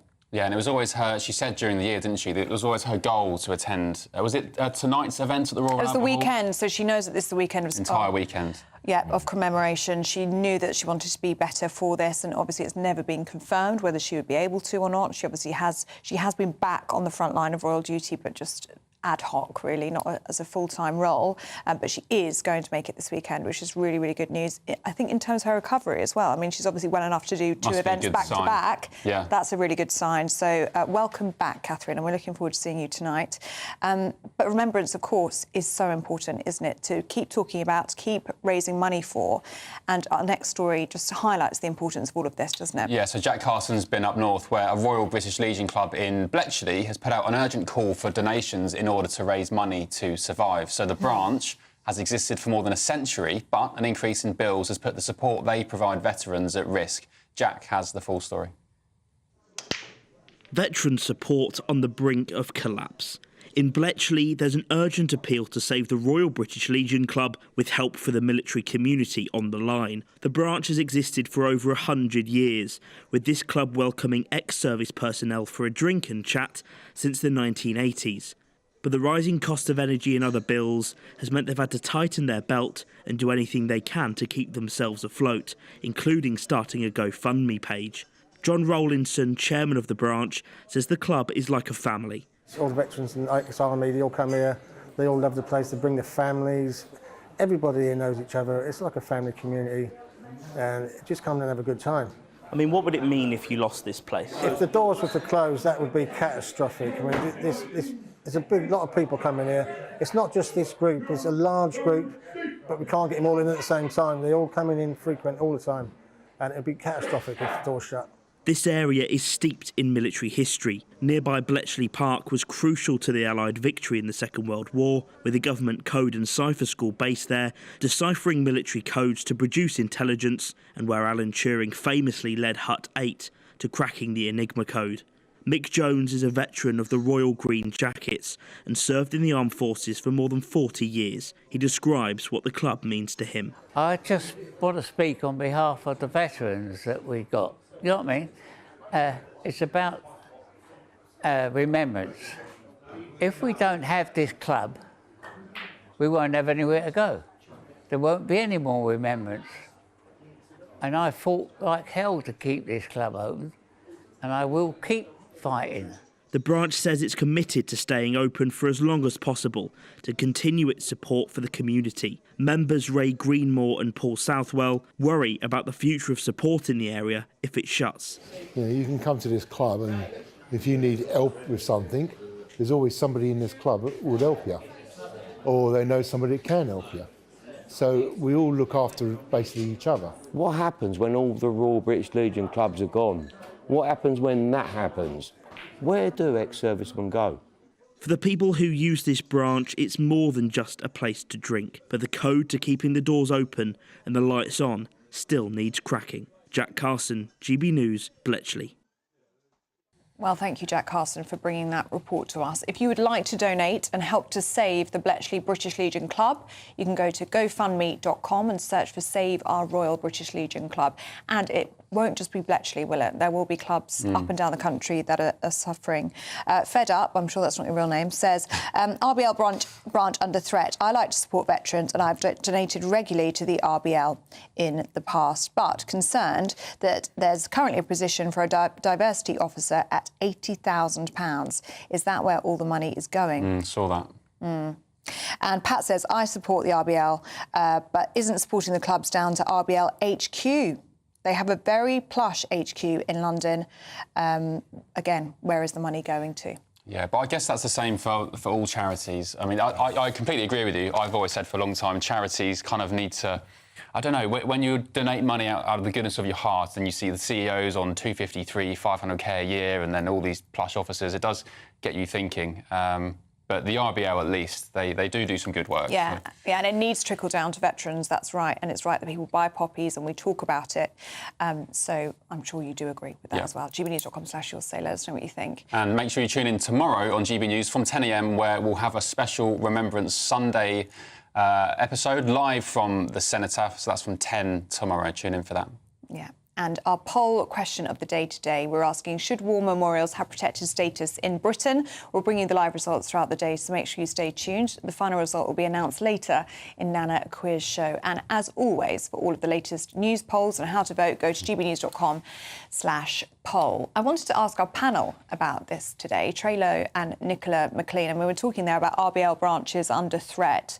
Are you seeing a lot about remembrance out and about in the streets of Britain? Are you seeing people wearing poppies, or do you think it's happening less, Nicola? I think we are seeing. I mean, I've got a 14-year-old at school, and I know they were selling poppies at school. He went in with his £1 to buy a poppy, and that, you know, there was definitely a lot of newsletters out there to remind parents for them to do that. My eldest is playing football today, and his football club have got a Remembrance Day before they kick off to raise money, and so I certainly am still seeing it. But that's positive. I feel like we don't really. I don't know. I don't see it as much, and I think it's a shame. I mean, I'm someone that absolutely loves history, and I think, you know, both of those two major wars was something that was actually fought by the entire world. People forget about it. I mean, what, 100,000 Sikhs died? You know, how many Indians died? People from my parents' village in Nigeria fought and died in that Second World War. And I think it should be a really unifying thing when people remember that war and the sacrifice. And, you know, I've been how many times talking about old people. And I think it's the same thing. Because it's old, it's like, oh, whatever, it doesn't matter. Yeah. But I think old people should be revered. Statues that commemorate those that died for our freedom should be revered.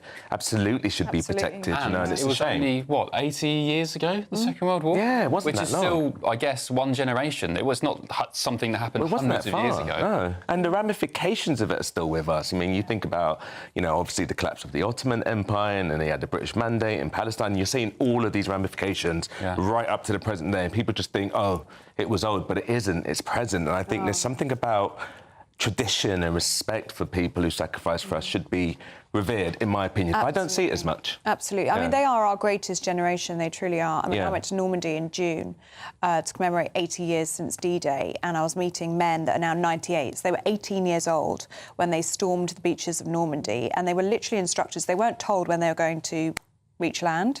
They were just in the English Channel, some of them for days. Imagine at 18 years old with no prior military training at all.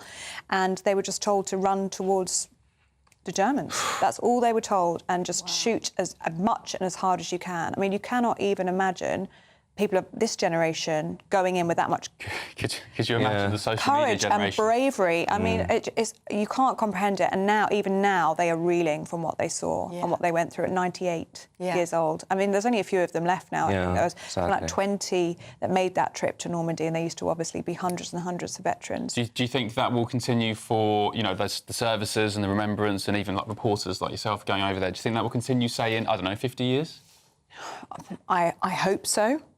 It was stark when we were there in Normandy, and all of the other television channels were there, that this would be the last major anniversary where we would have veterans there with us. Yeah. They're very limited now. The ones that are able to do it are in wheelchairs or with carers. Very few of them are able to walk and tell the story of what they went through on those beaches. So that's why it's so important that we, whilst we still have these veterans with us, that we honour them, as you say. You have to honour them. And remember absolutely. what they did for us. So, I'm glad that we're talking about this, because it's so right that we do. And if you can buy a poppy from the RBL, please do, because it's not just the veterans of those great wars, it's also veterans now that are serving for us. Like in at Bletchley. Somebody's just said on your side, did Ben just say Bletchley was up north? I think it was sort of Midlands area. But the reason it's actually like Oxford, Cambridge in the middle. To me, I know it's not up north, but to me, I live probably nearer France on the south coast than I do to say the Midlands. So anywhere for me in England is up north. If I go to London, I'm going up north. So you're quite right for correcting me. No, very good, very good. Look, talking about remembrance services, Catherine, Princess of Wales, is going to be back tonight at the Royal Albert Hall at the Festival of Remembrance. She's going to be at the Cenotaph tomorrow. I mean, wonderful news, isn't it, Nicola? Fantastic news. It'll be so lovely to see her there, and really great that she has managed to do what she set out to do. This was her time to come back, and she's managed to do it, which, as you said, must mean that her recovery is going well, because she's well enough to come. So it's brilliant. It's also great to hear William talk so openly, because it's usually Harry that's the more outspoken member of the family. So to have William speak about how hard his year's been will be really helpful, I think, to other husbands going through the same thing. And we were speaking about men, wasn't it? It's nice about men not always being that vulnerable, and I think it's quite important that men can vulnerably share what it's like, the impact on them. And, you know, I mean, and Kate's just so central, isn't it, to the royal family now? She's an incredible ambassador to a modern royal family, and without her there's something a bit missing. For her to be back just makes all the difference. And they're sort of flying the flag for the modernisation of the family, aren't they? Because could you imagine, say, I don't know, 30 years ago, the likes of princes or, I don't know, the king or the queen, whoever, talking openly about mental health, about how bad their last year had been? It's just, I find the transformation incredible, and I think it's a good thing as well. It's great that they're flying the flag in such a way that they can relate to people. I mean, it wouldn't have happened under the late Queen, would it? She certainly wouldn't have spoken about it being a really tough year and really awful timing. I mean, she did do an Annus Horribilis once, though. Once. In the 90s, she did. You are right. You are right, and it does remind you of that time. But she, you know, her motto is never complain, never explain. But this is a monarchy that is evolving, and as you say, they are doing their. They've got the mental health charities Heads Together campaign. They want other people to feel as though they're not alone. They also are suffering and having a hard time as well. They're normalising it, which we need to be doing because Absolutely. everyone, you know, everyone has mental health, good or bad. So to normalise it and to have people like William speaking out about it just maybe will help. You know, even if it helps one person, it's worth it. So it is really, really positive. OK, should we turn our sights to The Guardian? Page 21, Ofsted chiefs warns schools not to shun difficult pupils. So schools shouldn't turn away difficult pupils over fears they'll harm their results and face being evaluated on how inclusive they are towards local children, i.e. should we kick naughty kids out of class? I find that having a 14-year-old at senior school, I find the sort of naughty children, it's a really tricky one because I think that they are segregated. If I could get that out, that would be great. They're segregated and they're put in isolation, so they don't disrupt the rest of the class, which for someone who has a child that doesn't do that, you know, you're like, yeah, you don't really want his education hindered because someone can't behave. For me, because I love all children, I'm like, we need to look at why these people are misbehaving, why these pupils are misbehaving, why they can't be toe the line, so to speak. And I for one, have my children in state schools so that they are inclusive and they do see everyone from all walks of lives. And I'm happy for them to be in school with people that have behavioural issues. I certainly have behavioural issues myself, so, you know, they see it at home anyway. What were you like at school, Nicola? I was naughty. Were you? Yeah. Did you get suspended? Yeah. Did you? What for? Yeah. Oh, well... Are we allowed to say on it? PG version. I was on the front cover of the Daily Star at 16 and I bunked off of school to do that. Nicola, yeah, and amazing. I didn't even tell my parents that I was going to be in underwear on the front cover of the Daily Star. Wow. Yeah, I bunked out of French to do it. But my French teacher was actually really lovely and I think that he kind of seen that, you know, go for it. Who? Your French teacher? Yeah, my French teacher. He was unbelievable. So you were 16? Yeah. And you missed his class, and he was like, yeah, good on you, Well, go for I used it. to go and do my makeup in his class, and he used to say, do you know what, as long as you come, he was a good teacher. He's like, as long as you come, you'll absorb some of it. I mean, I haven't absorbed any of French, but, you know, yeah, so I was pretty tricky, and but there was reasons behind it, and this is what I mean. I think we need to be, rather than schools just go, no, we need to focus on our stats and our exams. You know, I haven't needed to use any of my exams, and I just think that schools need to be a bit more like my French teacher. Trey, were you good at school? I actually was. I'm Nigerian. We don't have much choice in that regard. You You've got to be a doctor, lawyer, engineer. If you're not, you get beaten pretty much. But yeah, I was definitely, well, certainly in primary school. But I think you're right. I mean, look how you've turned that. You're now an incredible example. No, you're an amazing mum. You're a businesswoman, the rest of it. And I think that's important. I think we shouldn't be writing off young people because some of them will grow on to really make a difference in society. Do you know what I mean? Rather than take them out so we look good. No, let's embrace them and see what's going on with them. Some people have all sorts of issues. We see autism and things like that on the rise. And no, I absolutely agree. I think we should be bringing them in and we should be looking at what's going on. Because, I mean, I grew up with some of the worst kids growing up, like, right? Yeah, same. But some of them were some of the most talented people. If you could take that energy and focus it in the right place, these guys would have been amazing. And we shouldn't just be shunning them because all you're doing is creating a problem further down the line. They'll show up on prison stats and the rest of it rather than bring them in. What's going on? How can we help and support them and bring the best out of them? And also Ofsted, I mean, that needs to be overhauled as well. I mean, the way they do it is crazy. You know, they give schools such a small... One-word answer. But and we've seen that, you know, unfortunately... Well, they've scrapped it now, haven't they? The Labour said they're scrapping the ratings. They should do, yeah. Well, Trelo, Nicola McLean, it's been lovely to see you both today. Thank you so much. Thank you. Thank you both. Great story about the French lessons. And great lesson. That was brilliant, Nicola. I love that. Were you naughty in school? No, I bet I loved school. Did you? Yes. You never got suspended or anything? Ever. I never even got detention. No, I did. I loved school. I got suspended once. Yeah, it doesn't surprise me. I let off a stink bomb. Oh, that's classic. He's a prankster, honestly, isn't it? OK, moving on. I met him earlier this week in New York City. Oh, you've been in New York City!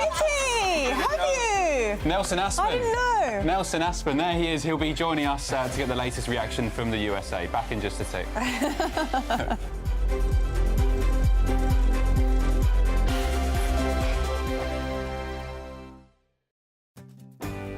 I'm Stephen Dixon, and thanks for joining us on GB News, Britain's news channel.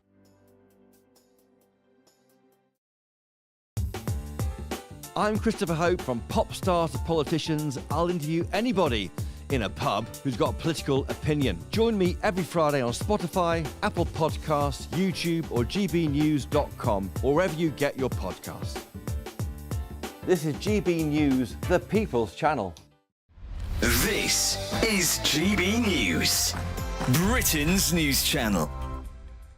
Now, our next guests have been working closely with celebrities and MPs to help clean up our planet. Very important. Think Ocean was founded in 2021 with two main goals. One, educating the next generation to make sure that they know when they're growing up that naturally we have to take care of the planet and cleaning pollution that's already in the environment. Well, joining us now to tell us more is Think Ocean's founder, Hugo Valdez-Vera, and the co-founder, Nolene Mariappan. Really good Morning, to see you both this morning.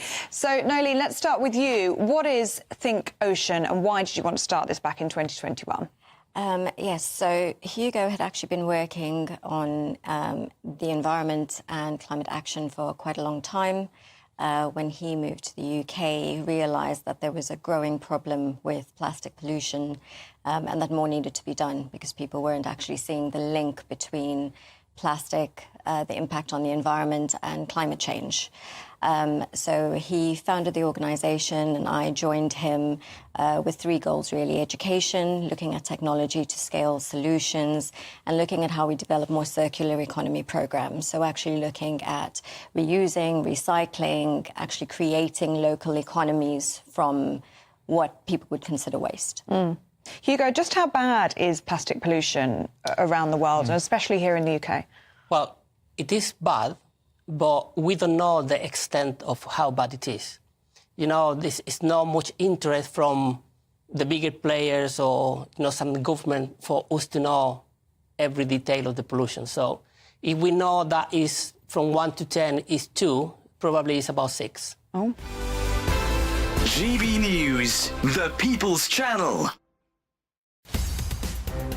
In the GB Newsroom, we bring you the news as it happens. With our team of dedicated journalists across the UK, we're ready to keep you up to date with what's happening every half an hour, every single day.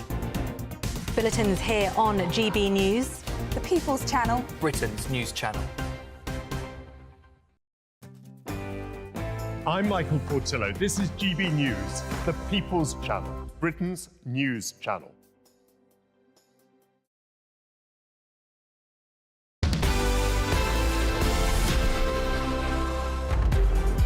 Hello, welcome back. Saturday Morning Live, Ben and Ellie with you this morning. Hope you're having a good weekend. Let us know what you're up to today and tomorrow. You got some emails? Loads. Loads of emails. John says, Ellie, we can't let Ben have all the time today talking about his New York trip. Sorry. So I just want to say what a good job you and Sophie Reaper put out on the D-Day celebrations, well, commemorations over in Normandy. Thank you. No, it was honestly one of the greatest honours of my life. It was amazing. And talking about poppies, Mr. K is being in touch saying he works in London, in Canary Wharf, and has seen barely 10 poppies being worn in the past few weeks. That's sad, isn't it? That's a shame. That's a shame. OK, let's go live now to the US, where it's been a busy week, of course, for President-elect Donald Trump. He won the election and he's now preparing for the Oval Office by naming Susie Wiles as his new White House Chief of Staff. Well, to tell us more, we're delighted to be joined now by journalist and friend of the show, Nelson Aspen. And Nelson, you've had a lovely week with Ben Leo. You've been brunching in New York. You've been having selfies together. Was it great for you two to be united? Oh, absolutely. Do a little day drinking in New York City. Nothing beats that. Ben found out that I'm shorter in person. I got to see his luxurious locks. I remember hair like that. So, Ben, you enjoy it while you can. OK, thank you. Thank you. Yeah, it was good fun. Nice to meet you finally, Nelson. New York's a great city, and I was very surprised at the support for Donald Trump across Manhattan. I went to Brooklyn as well. It was the same situation there. And it was a massive result for Trump, wasn't it? This just goes to show you that celebrity endorsements backfire. The media coverage backfired. The polls backfired. It was, as you predicted, correctly so, over our lunch. You predicted a landslide, and a landslide for Donald Trump. Indeed, it was. Surprisingly, he outperformed himself here in New York City as well. So it was a real referendum on a lot of things. And the people that thought, myself included, that it was going to be neck and neck were surprised and also a little disappointed in the way people handled it. Nelson, what happens to Kamala Harris now? Because it's not like in this country where you have a leader of the opposition. I mean, is she literally going to be out of a job in January 2025, or will she try and stay on till 2028 and run again? She is welcome to try. You know, she had tried to run against Joe Biden way back when to get the nomination the first time and failed. It was a bit of a surprise to a lot of people that she was selected as his vice president when he won the election. So that, you know, that worked out for her. This particular run didn't. I think, as Joe Biden said in his speech this week, it's time for the Democratic Party to have some self-examination, and they've got 4 years to figure it out. They really do need to groom a new generation of leadership. There are some rising stars like California Governor Gavin Newsom, Gretchen Whitmer, but I think people like Josh Shapiro, who was considered to be a top contender for Kamala's vice presidential pick, he is a rising star. Secretary of Transportation Pete Buttigieg could be a rising star, but they better do something if they want to have a chance in 4 years. OK, Nelson, Donald Trump and his team have promised lots for the American people, not least the mass deportation of illegal migrants. How practically would that work? Any idea how much it would cost? And I guess it's one thing promising something in a campaign. How's it going to work now he's in the White House?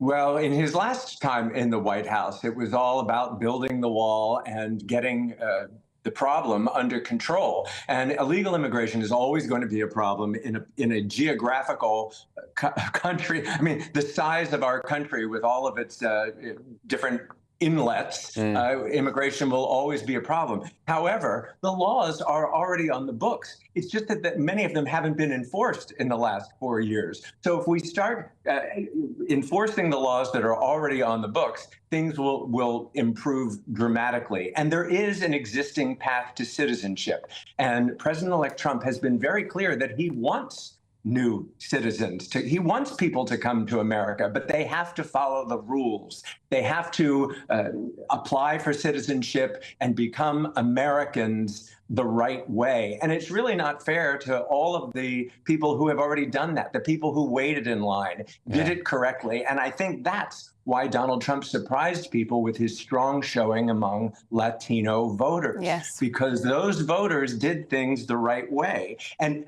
you know, he hasn't even taken office yet, and there's already been a change. Migrant caravans on their way to the States. Oh, Donald Trump got in, they're turning around and going back. So I think we're going to see a big change. Don't worry about the money. I think if anybody in America would be grateful to spend money, it would be on getting this situation under control. OK. Nelson Aspen, as always, really good to see you. Thanks, Nelson. Thank you very much. Yeah, Donald Trump said there would be no price on his administration's plan to deport illegal migrants. So we wait and see. But he's got the House, he's got the Senate, he won the popular vote, he won the Electoral College vote. So he's definitely got a mandate for it. I just wonder, though, whether now it comes to the crunch, whether he can actually get it done. And will he get it done? Yeah, and lots of promises during that campaign trail. So we'll have to wait and see what happens there. And lots more to come on the show today. But first, let's get the news headlines with Sophia Hill.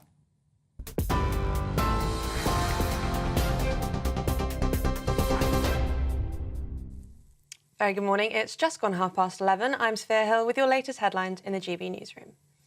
Iran has rejected a report it was behind an alleged plot to assassinate Donald Trump, calling it a repulsive claim to complicate matters between Iran and America.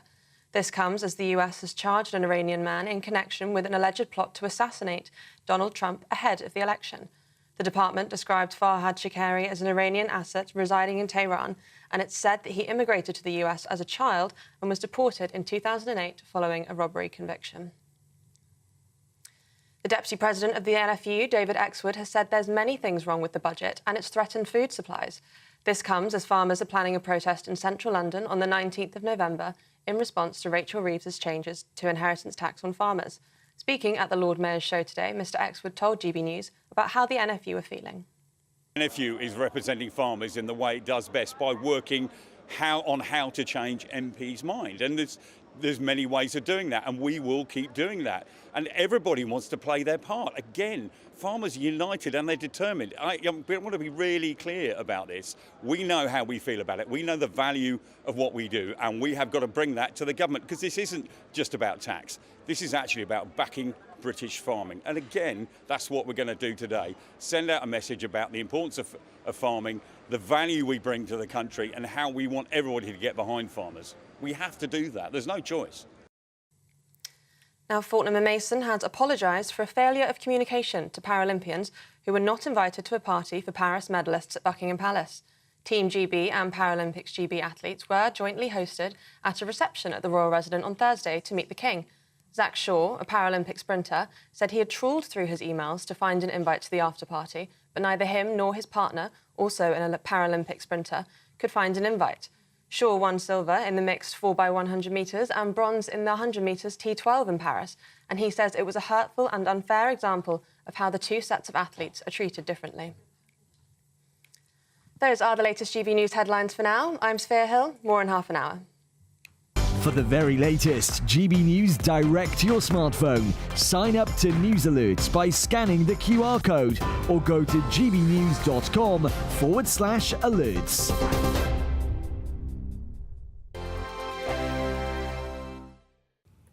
Good morning, welcome to your latest GB News weather from the Met Office. So it's been quite cloudy for most of us through much of this week, and it doesn't look like much is changing through the rest of today and into tomorrow, with a few spots of rain around. We do see high pressure still close by out towards the east of the UK, but it's these weather fronts that will slowly be moving closer towards the UK that will bring a bit of a change as we head into next week. But back to today, generally remaining cloudy for most of us. The best of any sunshine across northern and western parts of Scotland, but Northern Ireland, southern and western parts of England, and particularly eastern coast of England, likely to see some outbreaks of rain and drizzle as we head through this afternoon.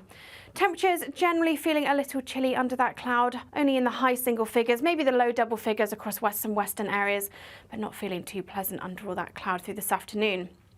As we then go into the rest of this evening, those clear skies do persist across western parts of Scotland, so perhaps turning chilly here as we go through the evening, but eastern areas still holding on to some of that patchy rain and drizzle. Northern Ireland as well, seeing some murky conditions to end the day on Saturday, particularly over any high ground. And then for much of England and Wales, it's very grey and gloomy. Plenty of cloud around and that patchy rain and drizzle persisting, particularly over any high ground. As we then go through the rest of Saturday evening, any of those clear skies across western parts of Scotland slowly move their way across into northern and eastern parts of Scotland as we see this rain band arriving from the northwest into the early hours of Sunday morning. Perhaps one or two clear spells across eastern parts of England, and where we do see those clear spells could be turning quite chilly, temperatures in the low single figures, but in the southwest still remaining quite mild under all that thicker cloud. Starting on Sunday morning then, that area of rain across western parts of Scotland pushes its way eastwards and then slowly sinks south and east as we go through the day. Southern and eastern parts of England perhaps seeing some sunshine through the morning, and then parts of Wales, southwest England, and then Northern Ireland and western Scotland later seeing some sunshine too, but still feeling quite mild despite that cloud, temperatures in the double figures. Why go out on a Friday night when Friday night comes straight to your home? Talking about? Join me and my A-team of top pundits. Chemistry tonight is electric. As we tackle the big stories of the day with wit, insight and fearless energy. Man of the people. It's all vibe. Just a filing cabinet on wheels with a tie on. So, order in Friday Night Live with me, Mark Dolan, every Friday at 8, only on GB News, the People's Channel, Britain's news channel. It's Patrick Christys tonight, and here we do things differently. It's explaining the absolute madness of this, doesn't it? It's explosive. I mean, this is very good. It's lively. 850. Your government sat there, Sean, and it did nothing. It's controversial. And the Middle East has been in turmoil since before I was born. It's everything you need to kickstart your evening. Everyone's had their Weetabix tonight. I love to see it. That's Patrick Christys tonight, weeknights from 9 p.m. Only on GB News, the People's Channel, Britain's news channel.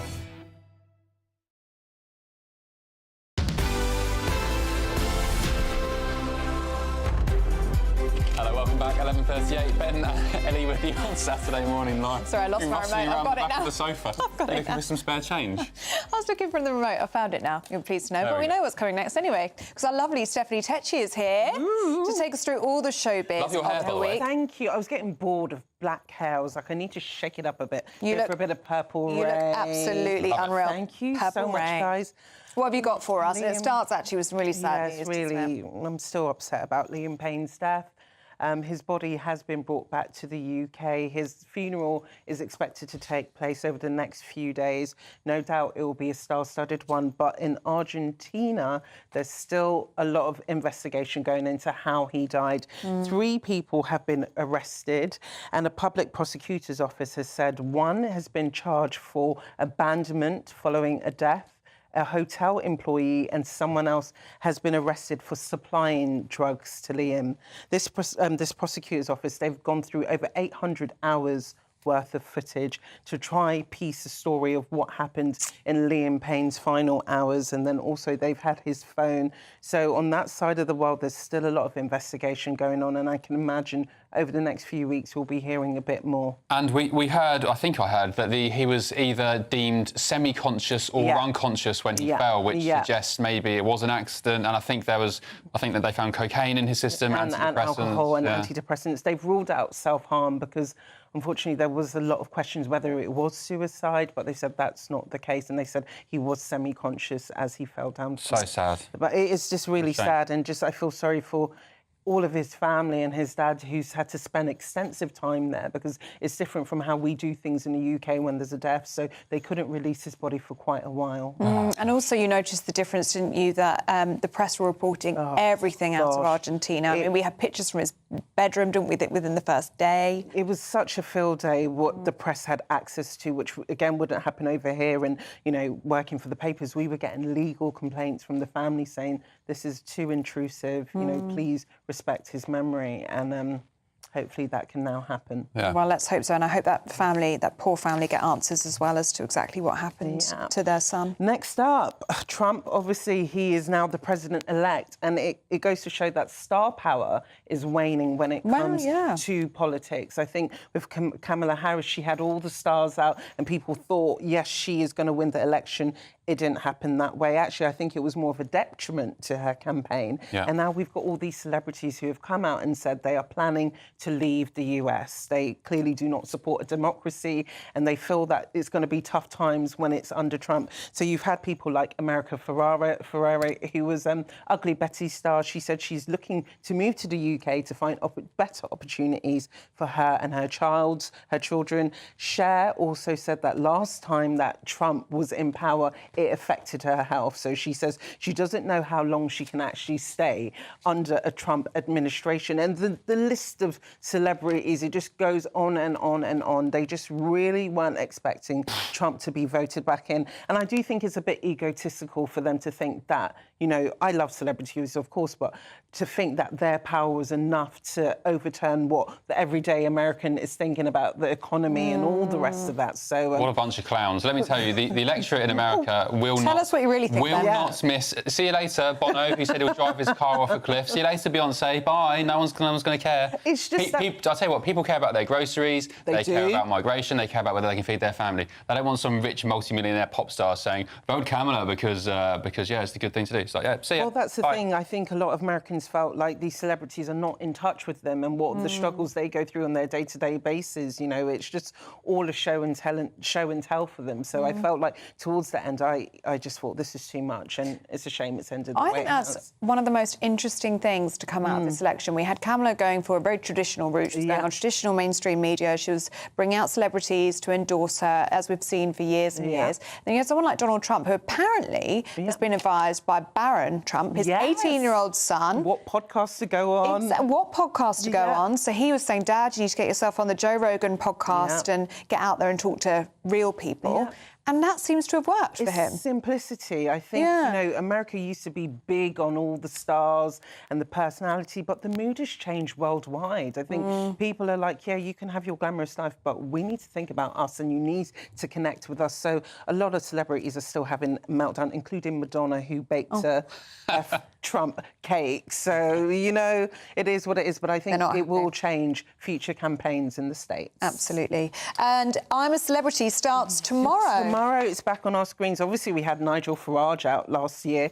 This year, we don't have no politicians taking part. But some of the people who are rumoured to be starring is Colleen Rooney. So I think she will... Apparently, she was paid like £1.5 million to star, which is the most amount of cash they've paid. Yeah, that would trump I'm a Farage. Celeb. So apparently, you know, she'll be talking about Rebecca Vardy and the fallout there. But that's why they've got her on. Yeah, of course. Exactly. They need to get those viewing figures up. And apparently, there's a controversial podcast host called J.K. Barry who's on. But ITV are in a bit of a pickle of her because she done an interview with the content owner of OnlyFans who said that she had been sleeping with some 18-year-olds during the Fresher Week. So ITV are saying this is a family show, so I'm not sure if she will come on. I was reading about her in the Mail this morning. Yeah. They did a massive background on her. She had a really nice upbringing, and now she's doing all this very bizarre... So, yeah, there will be some controversy about this new series. Sorry, Steph, to interject. She's mooted to go into the jungle. She is. Not the OnlyFans star, G.K. Barry,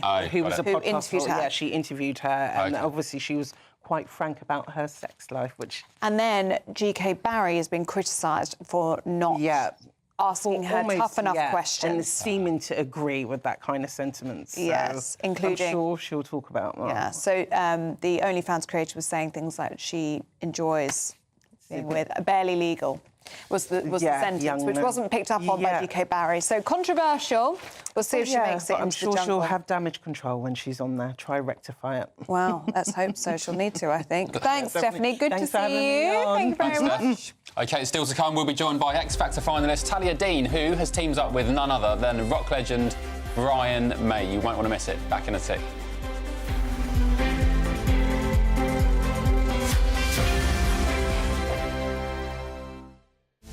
This is Britain's Newsroom, where your voice matters. It's just astonishing. With expert analysis and honest opinion, we don't just keep you informed. We bring you unique perspectives you won't see anywhere else. Can't argue with any of that. When the news happens, it happens here. On Britain's Newsroom, weekdays from 9:30 a.m. Only on GB News. Headliners. Tomorrow's papers tonight, every night from 11 p.m. The Daily Mail now, Josh, and pub landlords have to worry about more than the optics when it comes to offensive banter, Yeah, it this seems. is a really big story and important. Pub landlords could have to become banter cops to stop themselves being sued by staff offended by comments from customers under workers' rights reform. So, Labour, when they were part of their election process, they were like, we're going to reform workers' rights, and that all sounds good on paper, but there were issues in terms of how might it affect employees and fear from employees costing them more money. One of these things that they're sort of pushing through, though, is that in the Equality Act of 2010, part of the issue was that if you were offended at work or someone said something sexist or racist, something that affected you, the employer had to take some sort of... they had three chances to kind of take action. Now, the employer has to should have taken action already. So employees can sue employers. Now, this has a big impact on us because we're comics and we perform in venues. And if some of the bar staff hear a joke that they don't like, then they can sue their employer, potentially, under this legislation. So it's not punters? Well, also, it could be like you're at a bar and some bloke is like, oh, I like that top, or whatever. That's not good behaviour.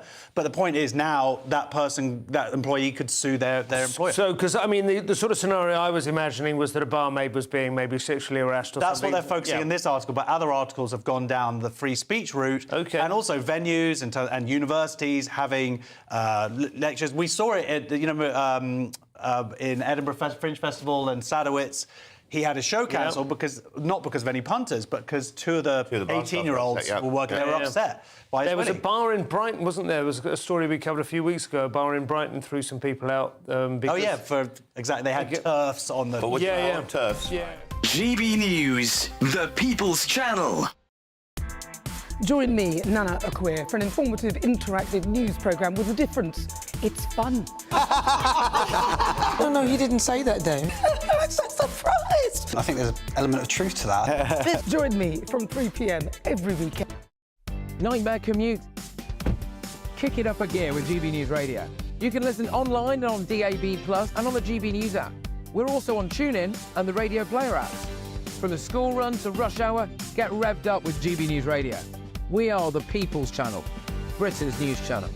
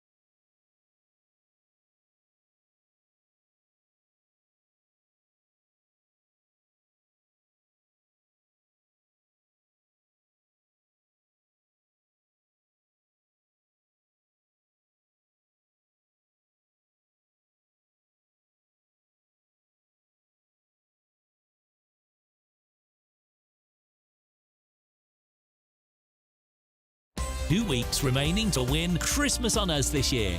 There's £20,000 and £25 in tax-free cash. There's £5,000 to spend on gifts for all the family. There's £500 to spend in your favourite supermarket. And a festively themed GB News goodie bag. We'll get it all to you in time for the big day. For another chance to win, call 0903 681 3232. Calls cost £2 plus your network access charge. Text cash to 63232. One entry costs £2 plus one standard network rate message. Or text bonus to 63232. 5 entries cost £5 plus one standard network rate message. You can enter online at gbnews.com/win. Entries start from just £2 or post your name and number to GB09 PO Box 8690 Derby DE1 9TT.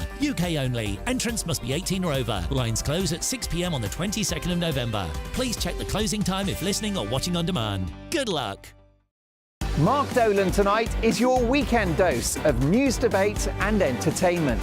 This sounds like a wild conspiracy theory. Don't miss My Big Opinion, Mark Meets, and My Take at 10. Democracy is a funny old thing. And we don't do boring, not on my watch. I just won't have it. Let's go and get another glass of that bubbly. You've earned it. That's Mark Dolan tonight, Saturday and Sunday, 9 to 11, only on GB News, the People's Channel, Britain's news channel.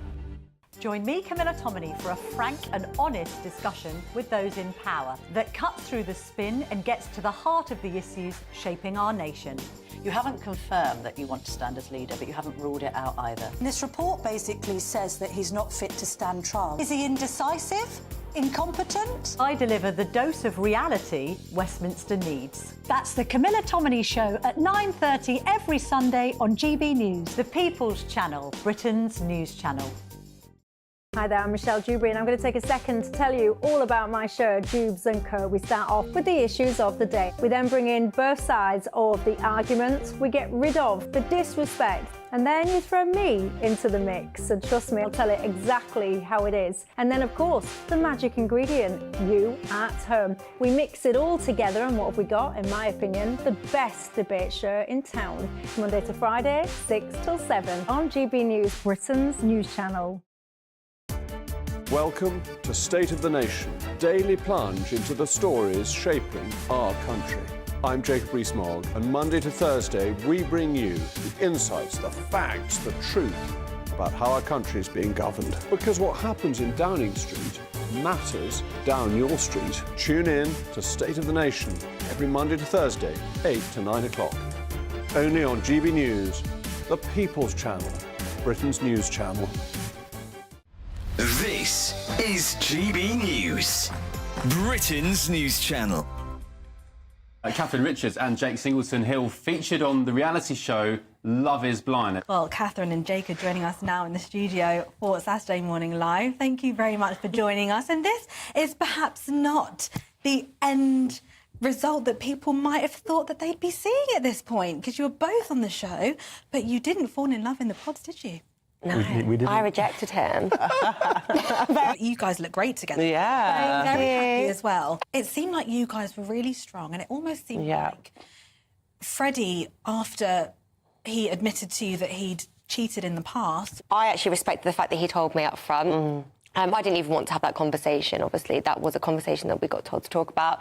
And I respected his decision, but I think he felt that I was holding this grudge towards him that she really doesn't like, and which was not, and he knew this, because off camera we had many conversations where I was like, thank you for owning up, like, we can just move on from this. But if anything, I think he just felt guilty the whole entire time, and he put that on me, which is fine, but yeah, there's obviously a lot that people don't see. So for viewers who don't know, Love is Blind is where you go and seek love and romance, but you don't see who you're speaking to, right? No. So, Jake, why did you go on the show? My parents actually met in a very similar way. So my stepdad was texting my mum. He'd basically stolen the number off of a friend because the friend had met my mum in Blackpool, and they were texting for like 6 months. They'd never met. So that premise of how they got together and the marriage that they had was stunning. And to build a relationship not based on looks before you met, I just found that just incredible. So do you believe in that concept? Is it lust or love at first sight? It's weird. It's a bit of both. I think, it's definitely a bit of both. And I always say, as you get older, your looks will change, but your personality will stay the same. GB News, the People's Channel. This is GB News, Britain's news channel. Love a bit of baking and share some hot tips. We're delighted to be joined by our baking extraordinaire, Matty Edgell, who won Great British Bake Off last year. Woo! Welcome. Congratulations as well. I'm sure you're sick of being congratulated. And there's a reminder. No, you like all the glory. What was it like winning the Great British Bake Off? What's last year been like for you? Winning it was I was not expecting to win. At any point until they said my name. You're a so very it was a humble nice guy. surprise. No, I was just really? in touch with reality. I wasn't. Was it quite a close race throughout then? Yeah, I considered myself the underdog throughout. I think the first week I turned around after the showstopper and kind of saw how good everyone was, and then looked at mine and thought, how have I got here? And that kind of theme followed through. But then that surely like an underdog. you on. Yeah, it did. Actually, I'm going to get better throughout this. Yeah, I think it made me kind of like really tune into the feedback that they was giving me and trying to embed that throughout. So that's probably why. Could you feel yourself improving as the series went on? Definitely, and I think also, like, kind of simultaneously, my confidence improved at the same time, and then that, like, little bit of belief in myself probably helped out as well. What was your strength? Biscuits, cake, bread? I think cake's my strength. I think cake, typically, if you start baking, that's probably where you start, isn't it? So that was what I knew most. How did you start baking? I've been asked this so many times since... You don't know? I attribute it to my nan. Sweet. But, yeah, I would say... I think most people probably attribute it to, like, a grandparent or something that they maybe done with, like, their parents when they was growing up. So that's... I'll give it to my nan. Or the major lockdown baking boom. Yeah, banana bread. Everybody... All over the place, isn't it? It's good. Yeah, it's really good. I love a banana bread, even now. GB News, the People's Channel. This is GB News, Britain's news channel. Online dating apps are still the go-to for millions of British adults, with 1 in 10 using them to look for a romantic connection. Yes, are you one of them? Let us know. But with many apps introducing subscription fees and complex algorithms, the world of online dating has never been harder to navigate.